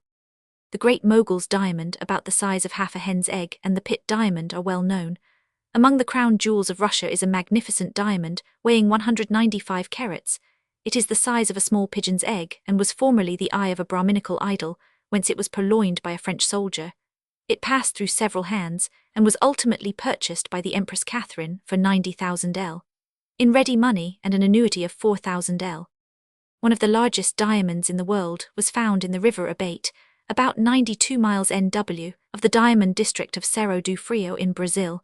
It is of PG 116, nearly an ounce in weight, and has been estimated by Roma de Lisle at the enormous sum of 300 millions. It is uncut, but the King of Portugal, to whom it belonged, had a hole bored through it, in order to wear it suspended about his neck on gala days. No sovereign possessed so fine a collection of diamonds as this prince. In 1846, the Brazilian journals announced that a Negro had found, in the diamond district of Bahia, a rough diamond weighing nearly an ounce. The approximative value was stated at 45,000 L, but it was sold by the finder for 35 L.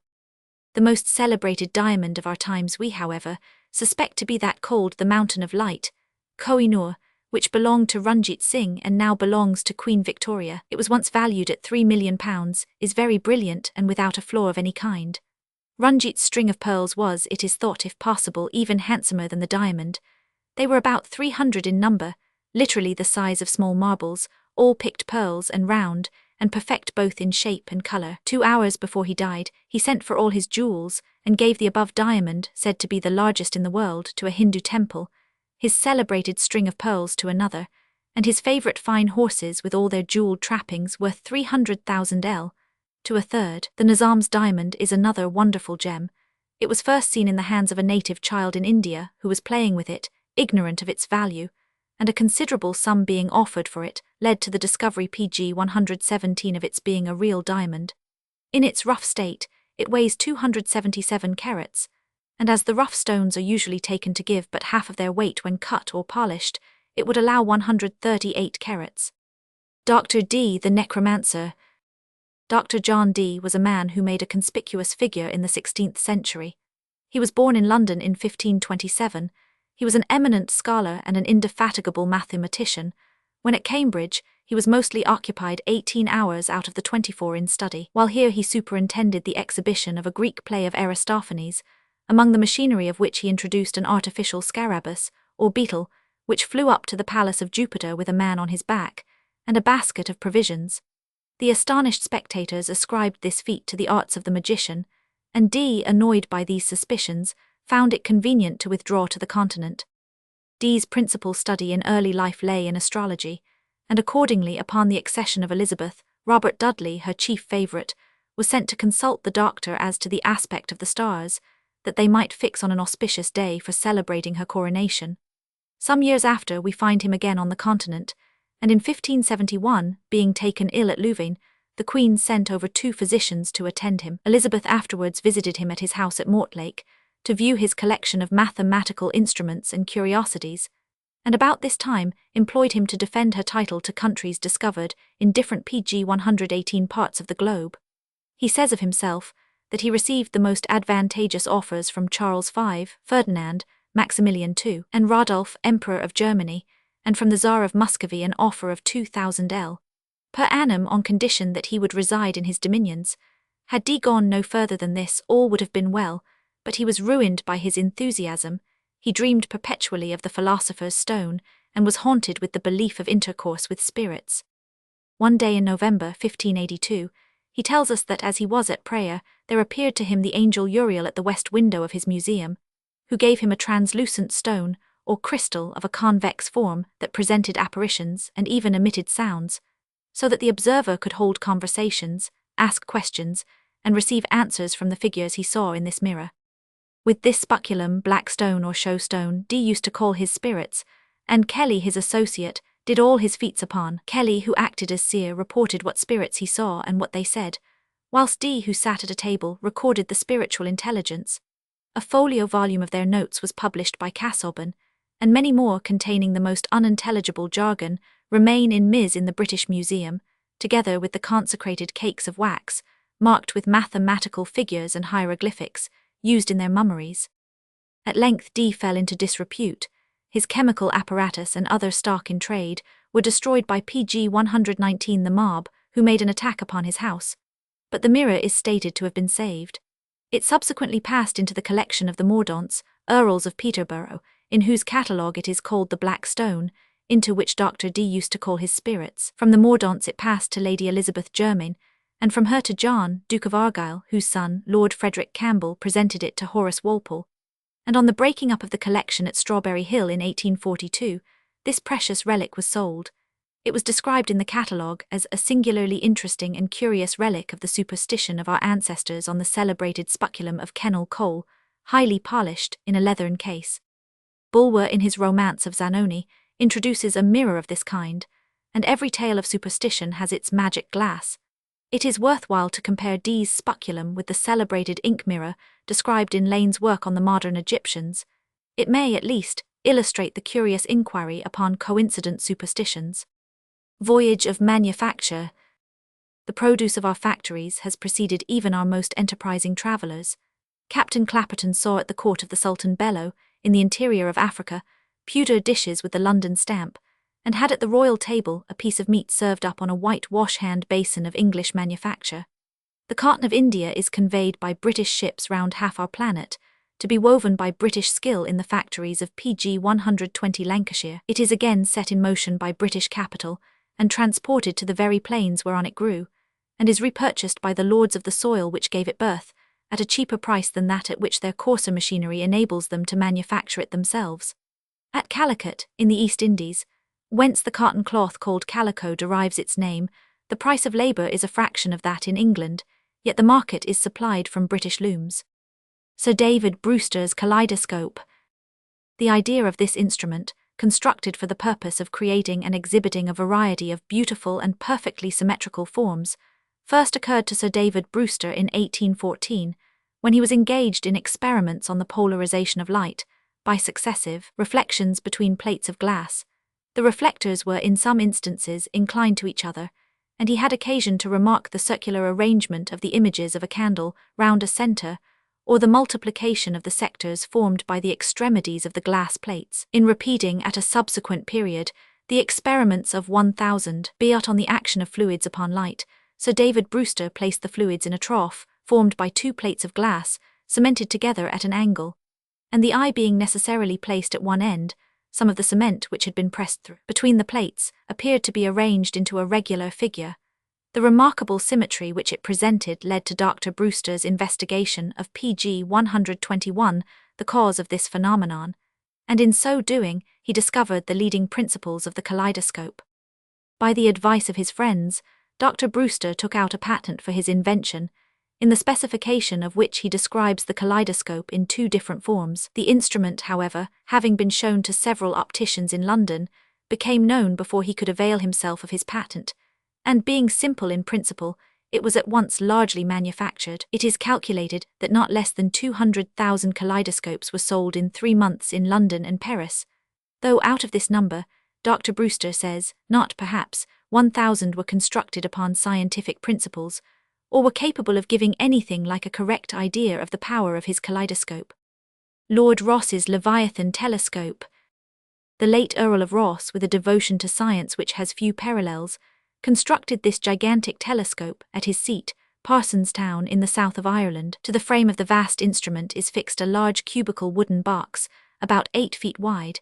In this there is a door, through which 2 men go in to remove or to replace the cover of the mirror. To this box is fastened the tube, which is made of deal staves and whooped like a huge cask. It is about 40 feet long and 8 feet diameter in the middle. The Dean of Ely once walked through the tube with an umbrella up. The stupendous speculum weighs pg 122 3 tons. The casting and polishing of it were labours of wonderful skill. The telescope is not turned to any part of the sky, but limited to the range of half an hour on each side of the meridian, through which its motion is given by powerful clockwork, independent of the observer. For this purpose it stands between 2 pieces of masonry, of Gothic design, which harmonise with Lord Rosse's castle, one of these piers sustaining the galleries for the observer, and the second the clockwork and other apparatus. There is an elegant arrangement of counterpoises to balance the enormous mass, so that a comparatively slight force only is required to elevate or depress it. A correspondent of the Mechanics magazine thus describes the capacity of this wonderful instrument. Such is its power that if a star of the first magnitude were removed to such a distance, that its light would be 3 millions of years in reaching us, this telescope would nevertheless show it to the human eye. Is it to be wondered at, then, that, with such an instrument, grand discoveries should be made? It has been pointed to the heavens, and although in the beginning of its career it has already accomplished mighty things, there are nebulous spots in the heavens which have baffled all the instruments hitherto constructed, but this telescope resolves their true character completely. Among the wonderful objects which have been subject to its scrutiny is the nebula in the constellation of Orion. I have had an opportunity of examining it. It is one of the most curious objects in the whole heavens. It is not round, and it pg 123 throws off furious lights. From the time of Herschel, it has been subjected to the examination of the most powerful instruments, but it grew more and more mysterious and diverse in its character. When Lord Rosse's great telescope was directed to its examination, it for a long time resisted its power. He found it required patient examination, night after night and month after month. At length, a pure atmosphere gave him the resolution of its constitution, and the stars of which it is composed burst upon the sight of man for the first time. Origin of reflecting lighthouses. In the last century, at a meeting of a society of mathematicians at Liverpool, one of the members proposed to lay a wager that he would read a paragraph of a newspaper at 10 yards distance with the light of a farthing candle. The wager was laid, and the proposer, having covered the inside of a wooden dish with pieces of looking-glass, fastened in with glazier's putty, placed his reflector behind the candle, and won his wager. One of the company marked this experiment with a philosophically eye. This was Captain Hutchinson, the dockmaster, with whom originated the reflecting lighthouses, erected at Liverpool in 1763. Waste of human life. In 1825, there was opened in Cochinchina a canal, 23 miles long, 80 feet wide, and 12 feet deep. It was begun and finished in 6 weeks, although carried PG 124 through large forests and over extensive marshes. 20,000 men worked upon it day and night, and it is stated that 7,000 died of fatigue. Lifting heavy persons. One of the most extraordinary pages in Sir David Brewster's Letters on Natural Magic is the experiment in which a heavy man is raised with the greatest facility, when he is lifted up the instant that his own lungs, and those of the persons who raise him, are inflated with air. Thus the heaviest person in the party lies down upon 2 chairs, his legs being supported by the one and his back by the other.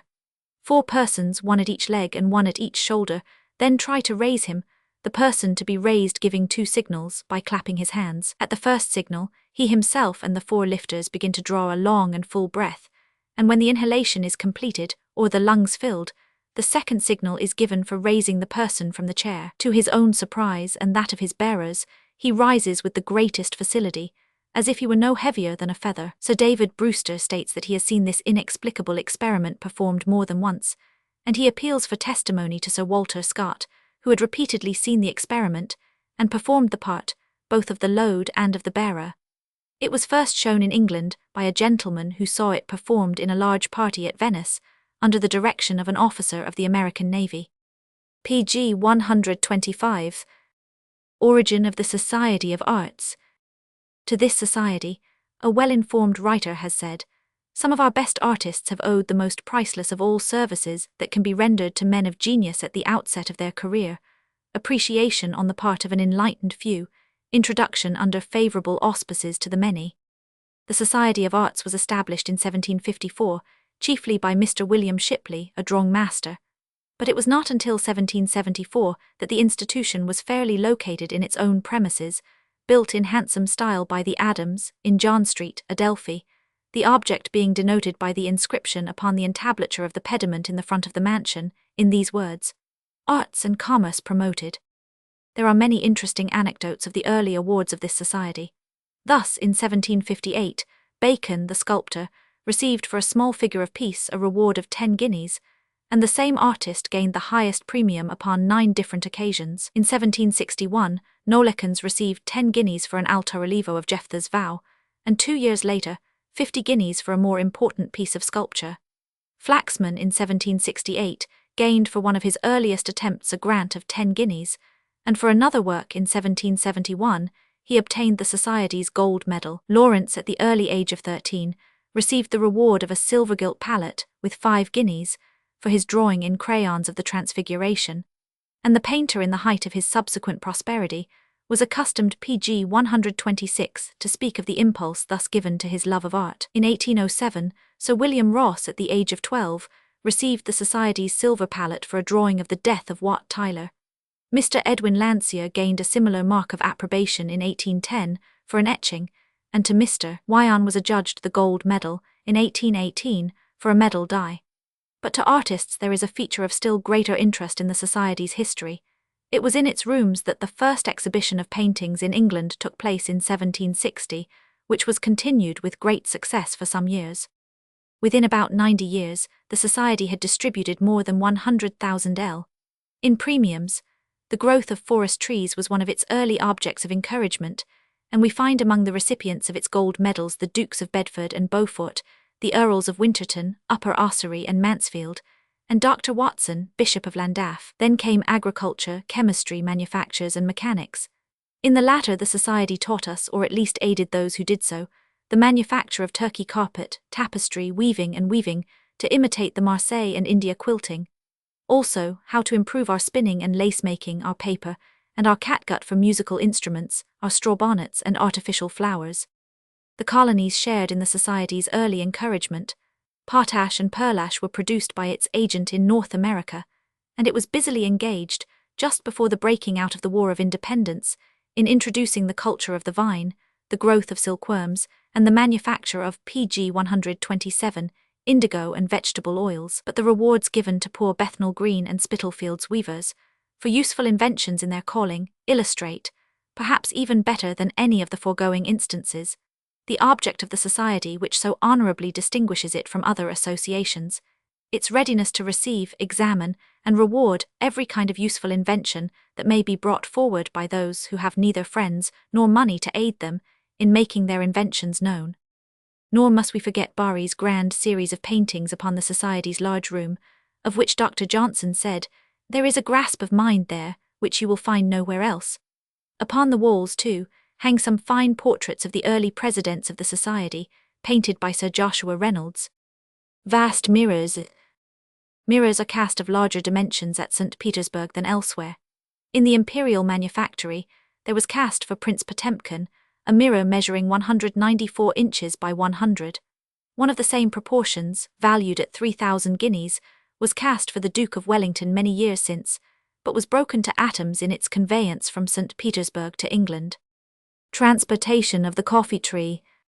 One of the most interesting episodes in the history of coffee is that of the transportation of the plant of the coffee tree, taken from the hothouses of Amsterdam, given to Louis XIV, and father of the three plants, PG 128, one of which was taken to the French Antilles by Captain Declus, who, in a scarcity of water experienced by the ship's crew, shared the small quantity which he had to drink between himself and his dear coffee plant.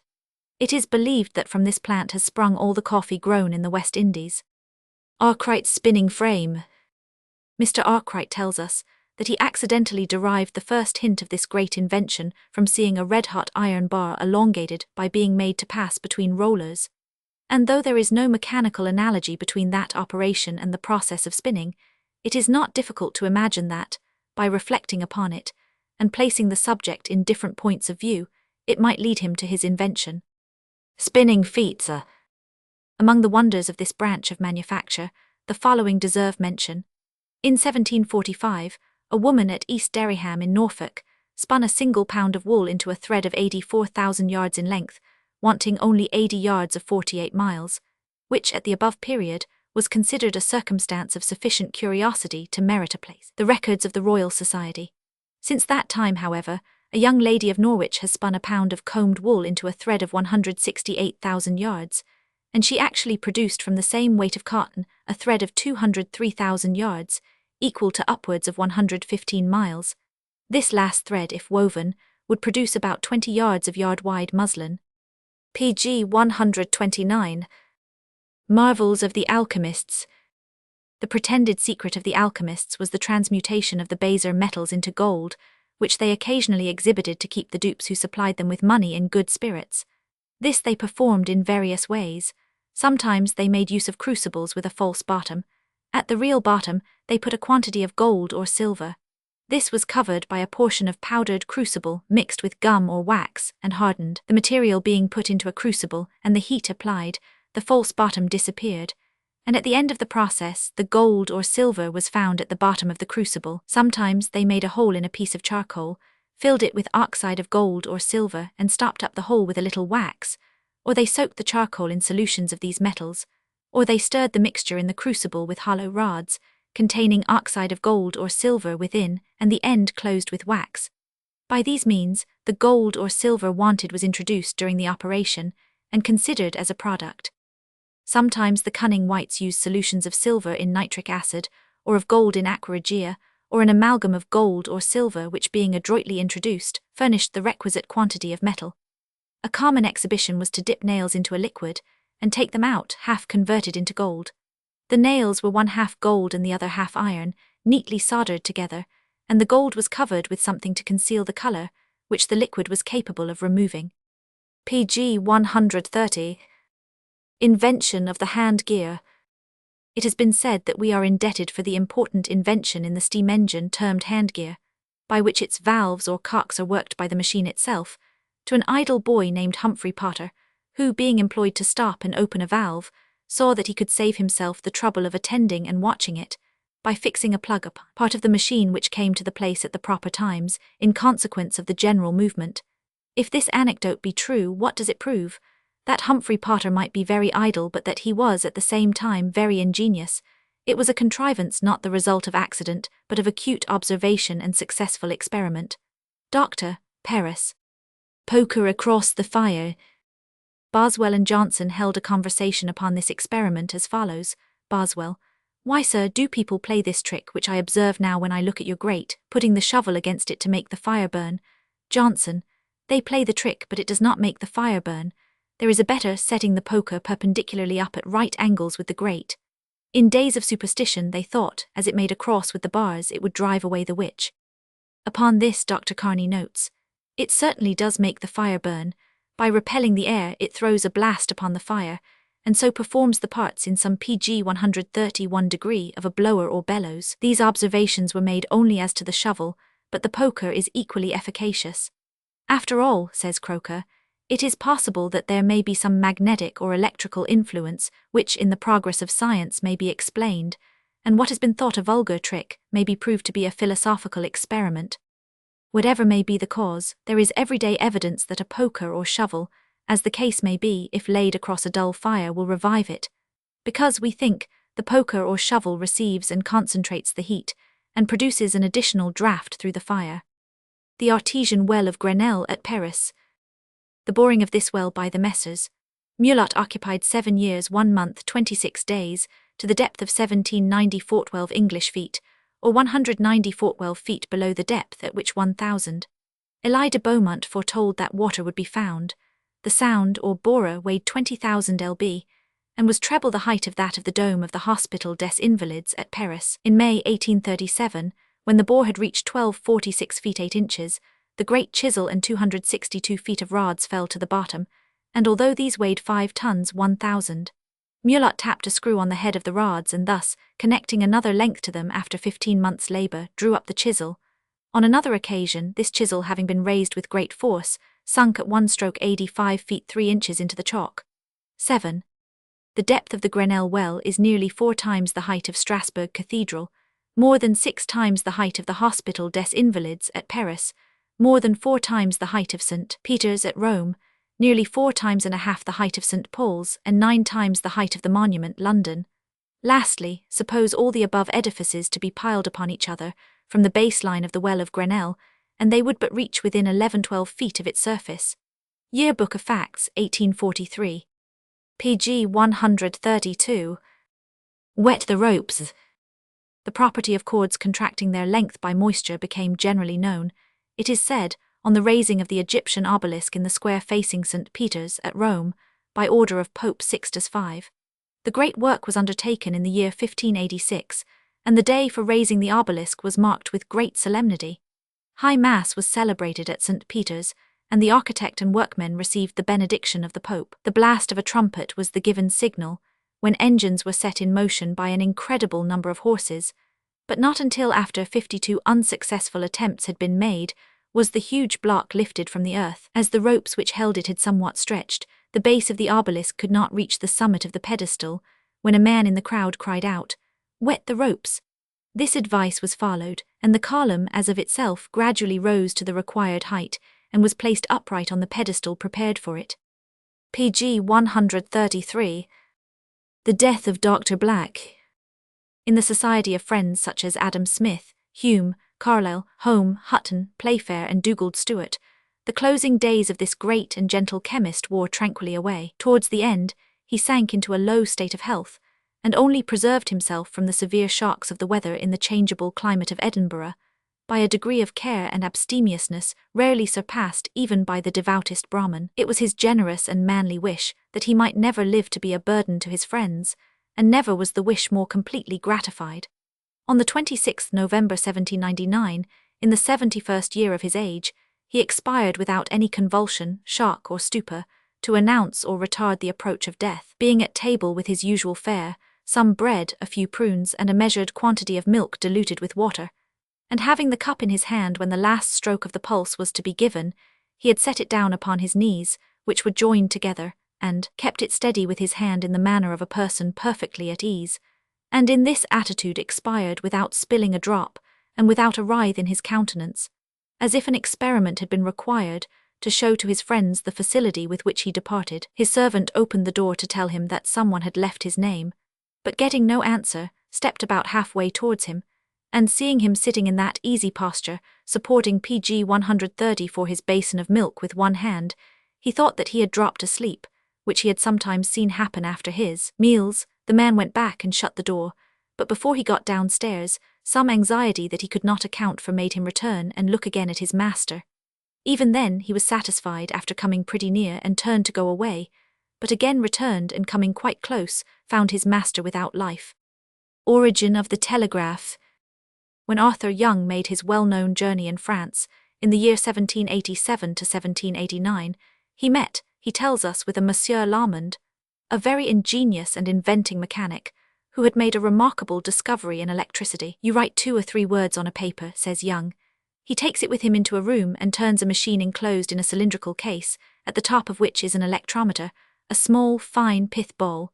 A wire connects with a similar cylinder and electrometer in a distant apartment, and his wife, by remarking the corresponding motions of the ball, writes down the words they indicate, from which it appears that he has formed an alphabet of motions. As the length of the wire makes no difference in the effect, a correspondence might be carried on at any distance. Whatever the use may be, the invention is beautiful. This discovery, however, lay unnoticed until about the year 1845, though the apparatus was designed to effect PG 135 the same end as the electric telegraph, by means very similar. The possibility of applying electricity to telegraphic communication was conceived by several other persons, long before it was attempted upon a practical scale. The Rev. Mr. Gamble, in his description of his original shutter telegraph, published towards the close of the last century, alludes to a project of electrical communication. Mr. Francis Ronalds, in a pamphlet on this subject published in 1823, states that Cavallo proposed to convey intelligence by passing given numbers of sparks through an insulated wire, and that, in 1816, he himself made experiments upon this principle, which he deemed more promising than the application of galvanic or voltaic electricity, which had been projected by some Germans and Americans. He succeeded perfectly in transmitting signals through a length of 8 miles of insulated wire, and he describes minutely the contrivances necessary for adapting the principle to telegraphic communication. It is, however, to the combined labours of Mr. W. F. Cooke and Professor Wheatstone that electric telegraphs owe their practical application, and in a statement of the facts respecting their relative positions in connection with the invention, drawn up at their request by Sir 1000. Brunel and Professor Daniel, it is observed that Mr. Cooke is entitled to stand alone, as the gentleman to whom this country is indebted for having practically introduced and carried out the electric telegraph as a useful undertaking, PG 136 promising to be a work of national importance, and Professor Wheatstone is acknowledged as the scientific man whose profound and successful researches had already prepared the public to receive it as a project capable of practical application. Penny Cycloptea. Necessity the mother of invention.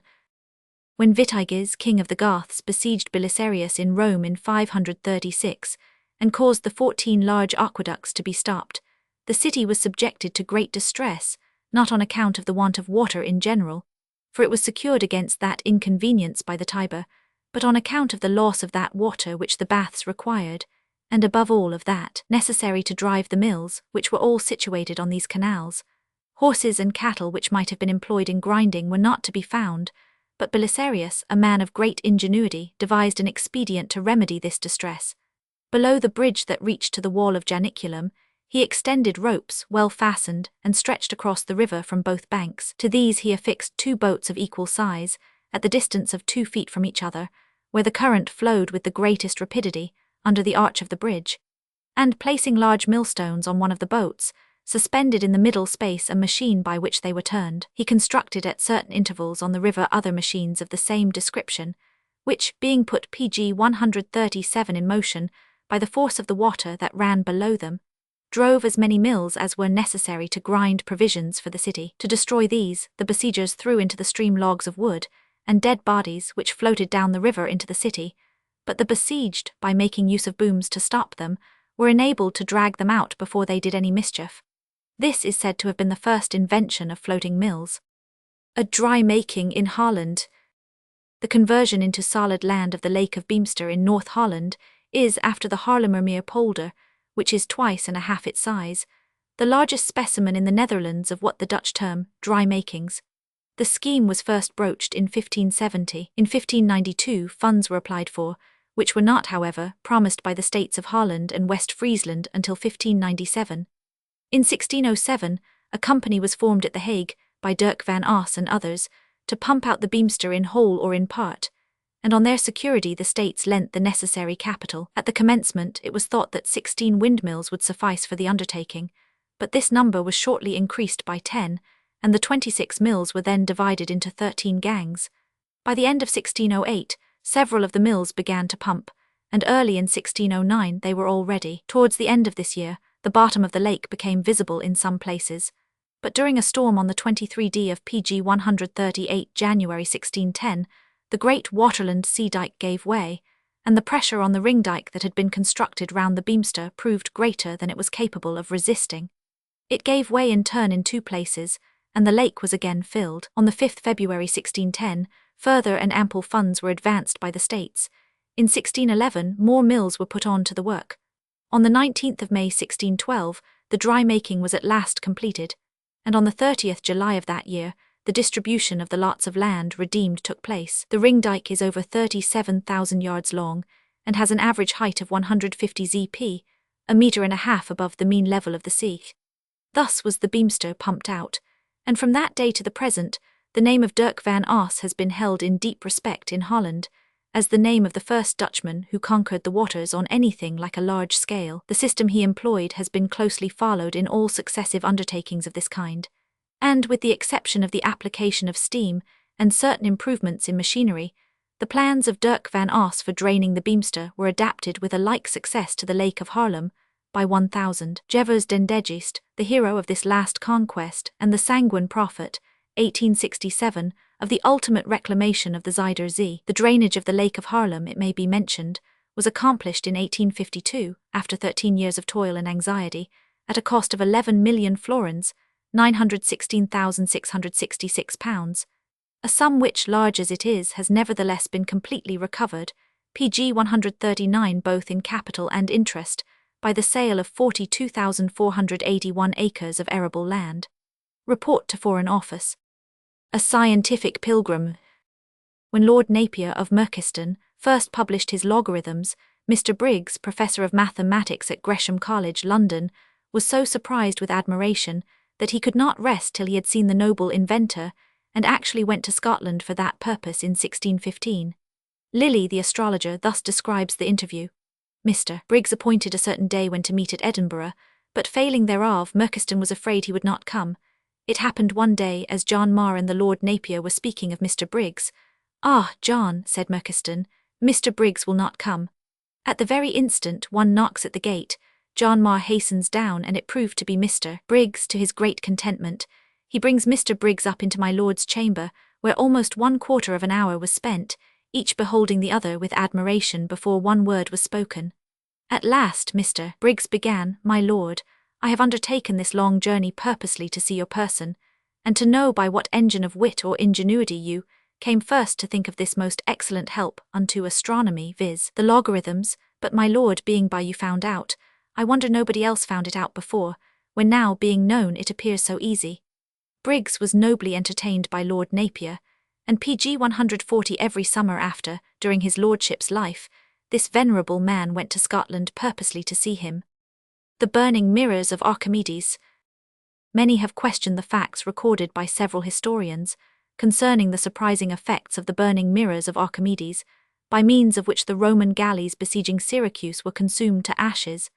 Descartes, in particular, discredited the story as fabulous, but Kircher made many experiments with a view of testing its credibility. He tried the effect of a number of plain mirrors, and with 5 mirrors of the same size placed in a frame, he contrived to throw the rays reflected from them to the same spot, at the distance of more than 100 feet.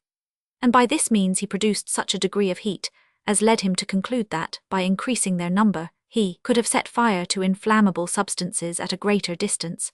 He likewise made a voyage to Syracuse, in company with his pupil Scartius, in order to examine the place of the alleged transaction, and they were both of opinion that the galleys of Marcellus could not have been more than 30 paces from Archimedes' mirrors.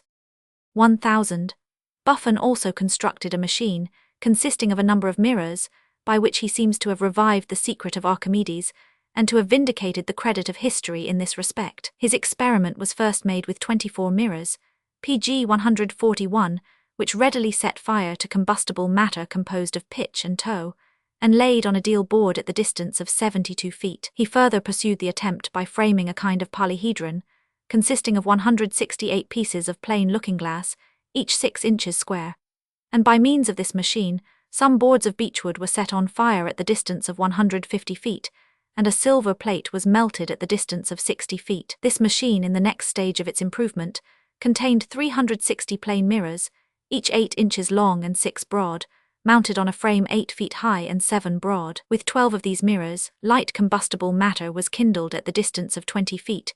With 45 of them at the same distance, a large tin vessel was melted, and with 117, a thin piece of silver. When the whole machine was employed, all the metals and metallic minerals were melted at the distance of 25 and even of 40 feet. Wood was kindled in a clear sky at the distance of 210 feet, 1,000. Buffon afterwards constructed a machine which contained 400 mirrors, each 6 inches square, with which he could melt lead and tin at the distance of 140 feet. But perhaps the most powerful burning mirror ever constructed was that of Mr. Parker, an eminent glass manufacturer of London. It was made in the beginning of this century by one Penn, an ingenious artisan of Islington. He erected an outhouse at the bottom of his garden for the purpose of carrying on his operations, and at length succeeded in producing, at a cost of £700, a burning lens of a diameter of 3 pg 142 feet, whose powers were astonishing. The most hard and solid substances of the mineral world, such as platina, iron, steel, flint, and 100, were melted in a few seconds on being exposed to its immense focus. A diamond weighing 10 grains, exposed to this lens for 30 minutes, was reduced to 6 grains, during which operation it opened and foliated like the leaves of a flower, and emitted whitish fumes. When closed again, it bore a polish and retained its form. 10 cut garnets taken from a bracelet began to run into each other in a few seconds, and at last formed one globular garnet. The clay used by Wedgwood to make his pyrometric test ran in a few seconds into a white enamel, and several specimens of lavas and other volcanic productions, on being exposed to the focus of the lens, yielded to its power. A subscription was proposed in London to raise the sum of 700 guineas, in order to indemnify the inventor for the expense he had incurred in its construction, and retain it in England. But, through the failure of the subscription and other concurring circumstances, Mr. Parker was induced to dispose of it to Captain Mackintosh, who accompanied Lord Macartney in his celebrated embassy to China, and the mirror, much to the loss and regret of European science, was left at Pekin.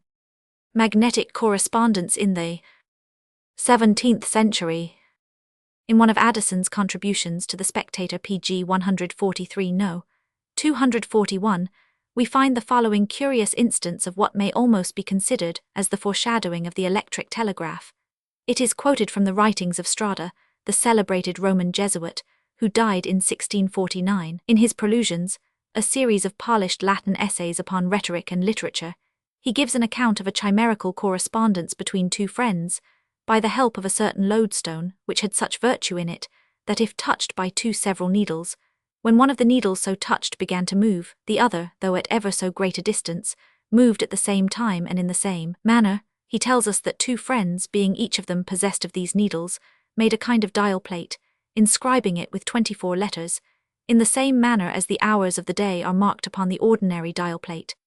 They then fixed one of the needles on each of these plates, in such a manner that it could move round without impediment, so as to touch any of the 24 letters. Upon their separating from one another into distant countries, they agreed to withdraw themselves punctually into their closets at a certain hour of the day, and to converse with one another by means of this their invention. Accordingly, when they were some 100 miles asunder, each of them shut himself up in his closet at the time appointed, and immediately cast his eye upon his dial plate. If he had a mind to write anything to his friend, he directed his needle to every letter that formed the words that he had occasion for, making a little pause at the end of pg 144 every word or sentence, to avoid confusion. The friend, in the meanwhile, saw his own sympathetic needle moving of itself to every letter which that of his correspondent pointed at. By this means, they talked together across a whole continent, and conveyed their thoughts to one another in an instant over cities or mountains, seas or deserts. In the meanwhile, adds the Eschist playfully, if ever this invention should be revived or put in practice, I would propose that upon the lover's dial plate there should be written, not only the 24 letters, but several entire words which have always a place in passionate epistles, as flames, darts, die, languish, absence, cupid, heart, eyes, hang, drown, and the like. This would very much abridge the lover's pains in this way of writing a letter, as it would enable him to express the most useful and significant words with a single turn of the needle. Navigation before the compass. Before the invention of the mariner's compass, the Phoenician, the Greek, and the early Italian navigators were compelled to creep from headland to headland, without venturing to quit the shore, except when an island, so near as to be distinctly seen from the continent, offered them an equally secure retreat from the violence of an accidental tempest. Yet the bolder Norwegians, though exposed to far greater perils, from the habitual inclemency of a high northern latitude, and from the frequent cloudiness of their PG 145 atmosphere, were in the habit of attempting, and often with success, a voyage of some length upon the ocean. It may be supposed that a patient observation of natural phenomena, attention to the flight of migratory birds, and to the direction of currents, and some few simple devices which, being no longer necessary, are now forgotten, served as substitutes for the more valuable guides of modern navigation. Of one of the devices here enumerated, it is related that when Flak, a famous Norwegian navigator, was about to set out from Shetland for Iceland,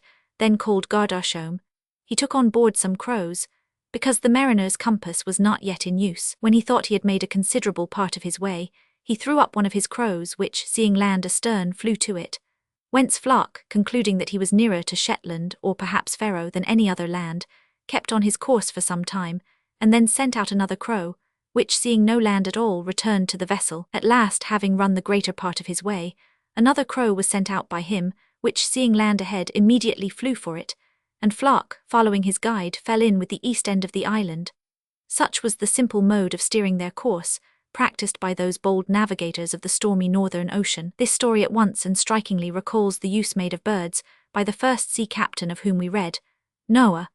But such expedients evidently could not be supposed to have inspired the old northern navigators with the courage and confidence that enabled them, as their PG 146 is reason to believe, to discover America before Columbus.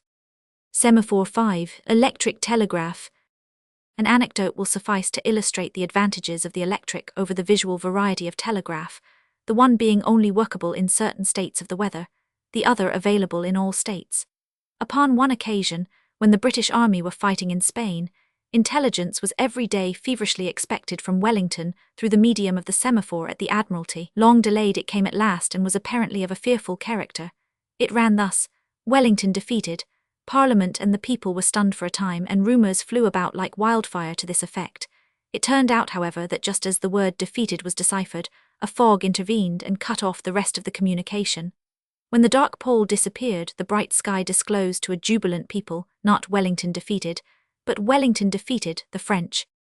A wrench to old St. Paul's. When, after much mean and yet costly endeavour to patch up the Cathedral of St. Paul's, after the Great Fire, Sir Christopher Wren at last had his advice accepted to rebuild the whole structure, the demolition of the old fabric gave ample play to his PG 147 scientific knowledge and engineering skill. One of his exploits, perhaps now more remarkable because at the time it was at once rare and bold, has thus been described. In order that the rubbish and old materials might not hinder the setting out of the foundations, for the purpose of proceeding with the works, Sir Christopher constructed scaffolds high enough to extend his lines over the heaps that were in the way, and thereby caused perpendiculars to be fixed upon the points below for his various walls and piers, from lines drawn carefully upon the level plan of the scaffold. Thus he proceeded, gaining every day more and more room, till he came to the middle tower that formerly carried the lofty spire.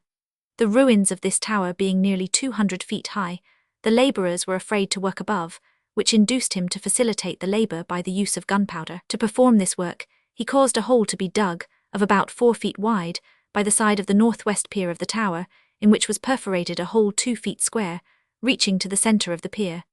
In this he placed a small deal box containing 18 pounds of gunpowder. To this box he affixed a hollow cane, which contained a quick match, reaching to the surface of the ground above, and along the ground a train of powder was laid with a match.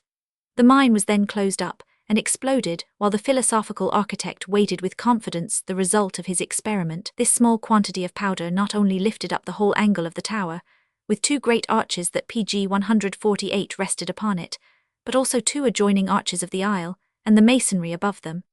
This it appeared to do in a slow but efficient manner, cracking the walls to the top, lifting visibly the whole weight about 9 inches, which suddenly dropping, made a great heap of ruins in the place, without scattering or accident. It was half a minute before the heap already fallen opened in 2 or 3 places, and emitted smoke. By this successful experiment, the force of gunpowder may be ascertained, 18 pounds only of which lifted up a weight of more than 3,000 tons, and saved the work of 1,000 labourers. The fall of so great a weight from a height of 200 feet gave such a concussion to the ground, that the inhabitants round about took it for the shock of an earthquake. Snow spectacles. Ellis, in his Voyage to Hudson's Bay, written in the middle of last century, says of the Esquimaux, "Their snow eyes, as they very properly call them, are a proof of their sagacity. They are little pieces of wood or ivory, properly formed to cover the organs of vision and tied on behind the head. They have 2 slits of the exact length of the eyes but very narrow, and they see through them very distinctly and without the least inconvenience. This invention preserves them from snow blindness, a very dangerous and powerful malady, caused by the action of the light strongly reflected from the snow, pg 149, especially in the spring, when the sun is considerably elevated above the horizon. The use of these eyes considerably strengthens the sight, and the Esquimaux are so accustomed to them that when they have a mind to view distant objects, they commonly use them instead of spy-glasses." A self-taught mechanist. The following description is given of an ingenious and singular piece of mechanism, constructed by a boy of the name of John Young, who in 1819 resided at Newton-on-Ayr, which attracted much notice among the scientific of the day. A box about 3 feet long by 2 broad, and 6 or 8 inches deep, had a frame and paper covering erected on it, in the form of a house. On the upper part of the box are a number of wooden figures, about 2 or 3 inches high, representing people employed in those trades and sciences with which the boy is familiar. The whole are put in motion at the same time by machinery within the box, acted upon by a handle like that of a hand organ. A weaver upon his loom with a fly shuttle uses his hands and feet, and keeps his eye upon the shuttle as it passes across the web. A soldier sitting with a sailor at a public-house table fills a glass, drinks it off, then knocks upon the table, upon which an old woman opens a door, makes her appearance, and they retire. 2 shoemakers upon their stools are seen, the one beating leather and the other stitching a shoe. A cloth dresser, a stone cutter, pg 150, a cooper, a tailor, a woman churning, and one teasing wool are all at work. There is also a carpenter sawing a piece of wood, and 2 blacksmiths beating a piece of iron, the one using a sledge and the other a small hammer, a boy turning a grindstone, while a man grinds an instrument upon it, and a barber shaving a man whom he holds fast by the nose with one hand. The boy was only about 17 years of age when he completed this curious work, and since the bent of his mind could be first marked, his only amusement was that of working with a knife, and making little mechanical figures. This is the more extraordinary, as he had no opportunity whatever of seeing any person employed in a similar way. He was bred a weaver with his father, and since he could be employed at the trade, has had no time for his favourite study, except after the work ceased or during the intervals, and the only tool he ever had to assist him was a pocket-knife. In his earlier years he produced several curiosities on a smaller scale, but the one now described is his greatest work, to which he devoted all his spare time during 2 years. The Amsterdam Pile. In an interesting report on the waterstaat of the Netherlands, presented to the British government, we read, "To appreciate the beauty of the Dutch science of hydrodynamics, it is necessary to understand that, from first to last, it is a question of comparative levels. The error of a centimetre in level might drown a province, pg 151, or frustrate the purpose for which some canal had been designed.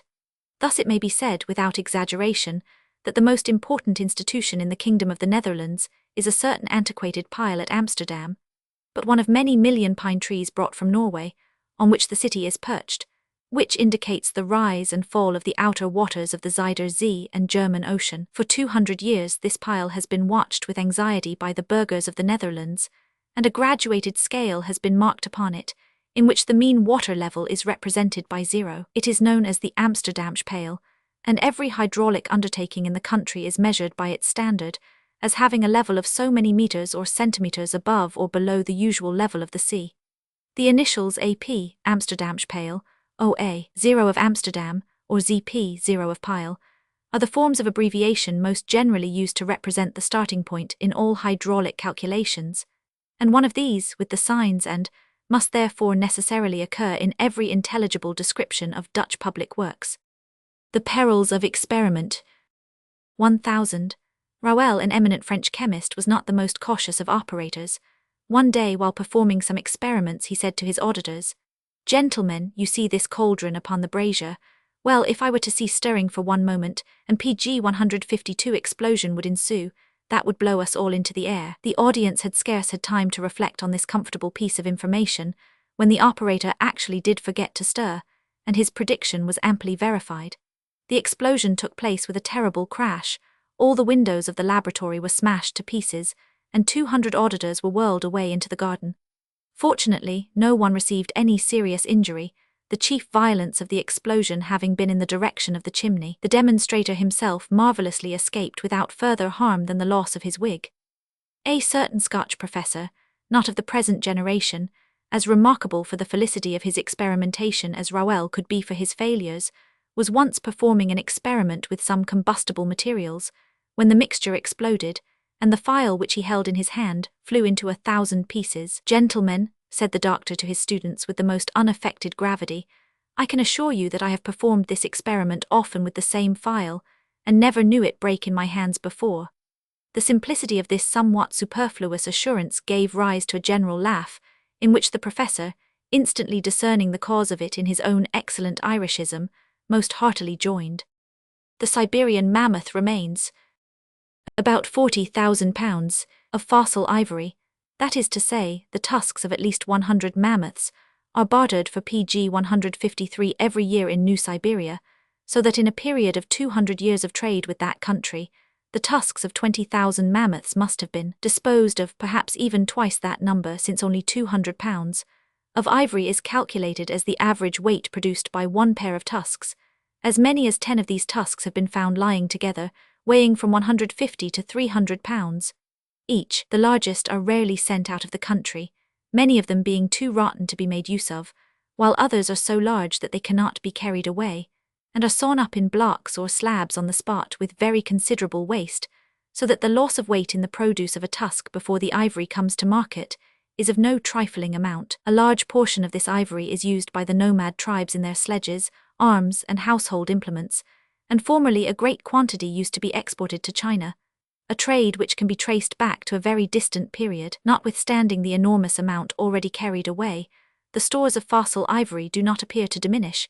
In many places near the mouths of the great rivers flowing into the Arctic Ocean, the bones and tusks of these antediluvian pachyderms lie scattered about like the relics of a ploughed-up battlefield, while in other parts these creatures of a former world seem to have huddled together in herds for protection against the sudden destruction that befell them, since their remains are found lying together in heaps. In 1821, a hunter from Yakutsk on the Lena found in the New Siberian Islands alone 500 poods, 18,000 pounds, English of mammoth tusks, none of which weighed more than PG 1543 poods, and this, notwithstanding that another hunter on a previous visit in 1809 had brought away with him 250 poods of ivory from the same islands. Entire mammoths have occasionally been discovered, not only with the skin, which was protected with a double covering of hair and wool, entire, but with the fleshy portions of the body in such a state of preservation that they have afforded food to dogs and wild beasts in the neighborhood of the places where they were found. They appear to have been suddenly enveloped in ice,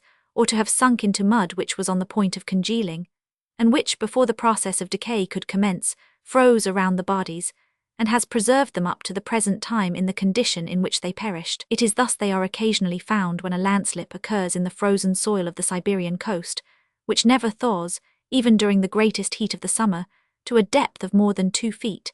And in this way, within a period of a century and a half, 5 or 6 of these curious corpses have come to light from their icy graves. A very perfect specimen of the mammoth in this state was discovered in the autumn of 1865, near the mouth of the Yenisei. An expedition was dispatched to the spot by the Imperial Academy of Sciences in the summer of 1866, and the result of that expedition, it is considered, will be the disclosure of some interesting facts in the natural history of a former creation. Mr. Lumley's Report on Russian Trade. PG 155's Velocity of Electricity. One of our most profound electricians is reported to have exclaimed, "Give me but an unlimited length of wire, with a small battery, and I will girdle the universe with a sentence in 40 minutes. Yet this is no vain boast, for so rapid is the transit of the electric current along the lines of the telegraph wire, that, supposing it were possible to carry the wires 8 times round the earth, it would but occupy 1 second of time. The immense velocity of electricity makes it impossible to calculate it by direct observation.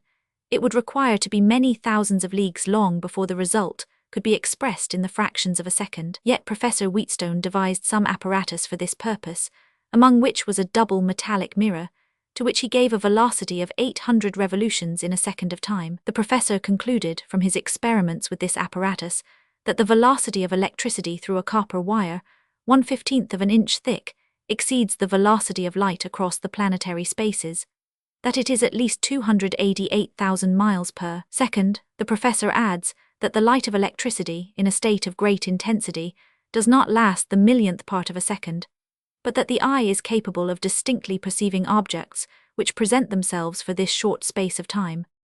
Pg 156. Monochromatic painting.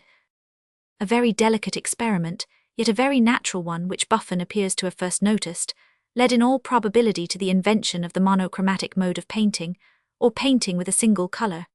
If at the moment which precedes sunset at the close of a cloudless day, a body is placed near a wall, or against another polished body, or on a smooth chalky soil, the shadow carried by this body is blue, instead of being black or colourless. This effect is produced by the light of the sun being so weakened, that the blue rays which are reflected from the sky, which has always this colour on a clear day, fall, and are again driven back or reflected on that part of the wall which the dying light of the sun cannot strike. For even at its last moment, the light which falls straight and direct is sufficiently strong to destroy that of the heavens, which is only reflected wherever they meet. The mariner's compass. The time at which the attractive property of the magnet was discovered is by no means known. Certain, however, it is that mankind were acquainted with it at a very early period. Father Kircher endeavours to prove that the Jews were aware of the magnet's singular property of attracting iron, and from Plutarch it appears that the Egyptians were pg 157 not ignorant of it. Pythagoras, Ptolemy, and several other ancient philosophers knew and admired this wonderful property of the magnet. Thales and Anaxagoras were so struck with it as to imagine that the magnet had a soul, and Plato said that the cause of its attraction was divine. But the directive property of the magnet was not known to the ancients. To the simple application of this property, which was either discovered or introduced into Europe about 500 years ago, mankind is indebted principally for the discovery of a new continent nearly equal to the old one, for an extensive commerce between the most distant nations, and for an accurate knowledge of the shape and size of the world we inhabit. The use of the magnetic needle was not known in Europe before the 13th century. The honour of its discovery has been much contested, but by the consent of most writers, it seems to belong to Flavio Gioja of Amalfi. He lived in the reign of Charles of Anjou, who died in 1309, and it was, it is said, in compliment to this sovereign that Gioja distinguished the North Pole by the emblem of France, the fleur-de-lis. Du Halde, in his book upon China, indeed, intimates that the use of the magnetic needle was known to the ancient Chinese. Speaking of the Emperor Hongtai, when he gave battle to Ti Chaiyu, he says, "He, perceiving that thick fog saved the enemy from his pursuit, and that the soldiers rambled out of the way and lost the course of the wind, made a car which showed them the 4 cardinal points. By this method he overtook Ti Chaiyu, made him prisoner, pg 158, and put him to death." Some say that there were engraven on this car, on a plate, the characters of a rat and a horse, and underneath was placed a needle to determine the 4 parts of the world. This would amount to the use of the compass, or something near it, being of great antiquity and well attested. In another place, speaking of certain ambassadors, Du Halde says, "After they had their audience of leave in order to return to their own country, Teacher Yukong gave them an instrument, which on one side pointed towards the north, and on the opposite side towards the south, to direct them better on the way home than they had been directed in coming to China. The instrument was called Ti Chai Ran, which is the same name as the Chinese now call the sea compass by. This has given occasion to think that Teacher Yukong was the inventor of the compass. This happened in the 22nd cycle, about 1040 years before Christ. But notwithstanding the assertions of Du Halde, strong reasons have been adduced against the mariner's compass being known among the ancient people of China and of Arabia. The French also have laid claim to the discovery of the compass, and in the Imperial Library at Paris there is a poem, contained in a curious quarto manuscript of the 13th century, on vellum, in which the mariner's compass is evidently mentioned.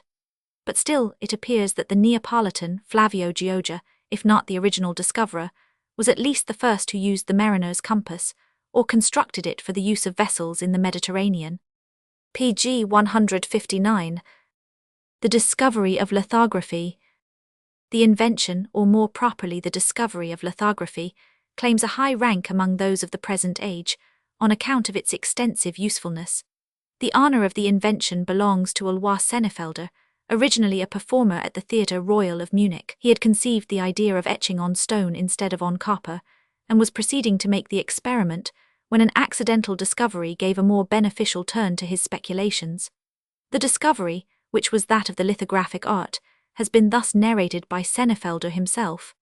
I had just succeeded in my little laboratory in polishing a stone plate, which I intended to cover with etching ground, when my mother entered the room, and desired me to write her a bill for the washerwoman, who was waiting for the linen. I happened not to have even the smallest slip of paper at hand, as my little stock of paper had been entirely exhausted by taking proof impressions from the stones, nor was there even a drop of ink in the inkstand. As the matter would not admit of delay, and we had nobody in the house to send for a supply of the deficient materials, I resolved to write the list with my ink prepared with wax, soap, and lampblack, on the stone which I had just polished, and from which I could copy it at leisure. Some time after this, I was going to wipe this writing from the stone, when the idea all at once, pg 160, struck me to try what would be the effect of such a writing with my prepared ink if I were to bite it in the stone with aquafortis, and whether, perhaps, it might not be possible to apply printing ink to it in the same way as to wood engravings and to take impressions from it. Senefelder surrounded the stone with a border of wax and applied aquafortis, by which in a few minutes the writing was raised. Printing ink was then applied with a common printer's bowl, impressions were taken off, and the practicability of the important art of lithography thus was fully established. The first application of the art to purposes of usefulness unconnected with the fine arts was made by the Duke of Wellington in the Peninsular War, for the purpose of rapidly multiplying copies of general orders, instructions, etc., and accompanying them with sketches of positions. It has since been introduced into the public offices of almost every state in Europe, and its uses in every department of commercial, social, and artistic activity are innumerable. The end.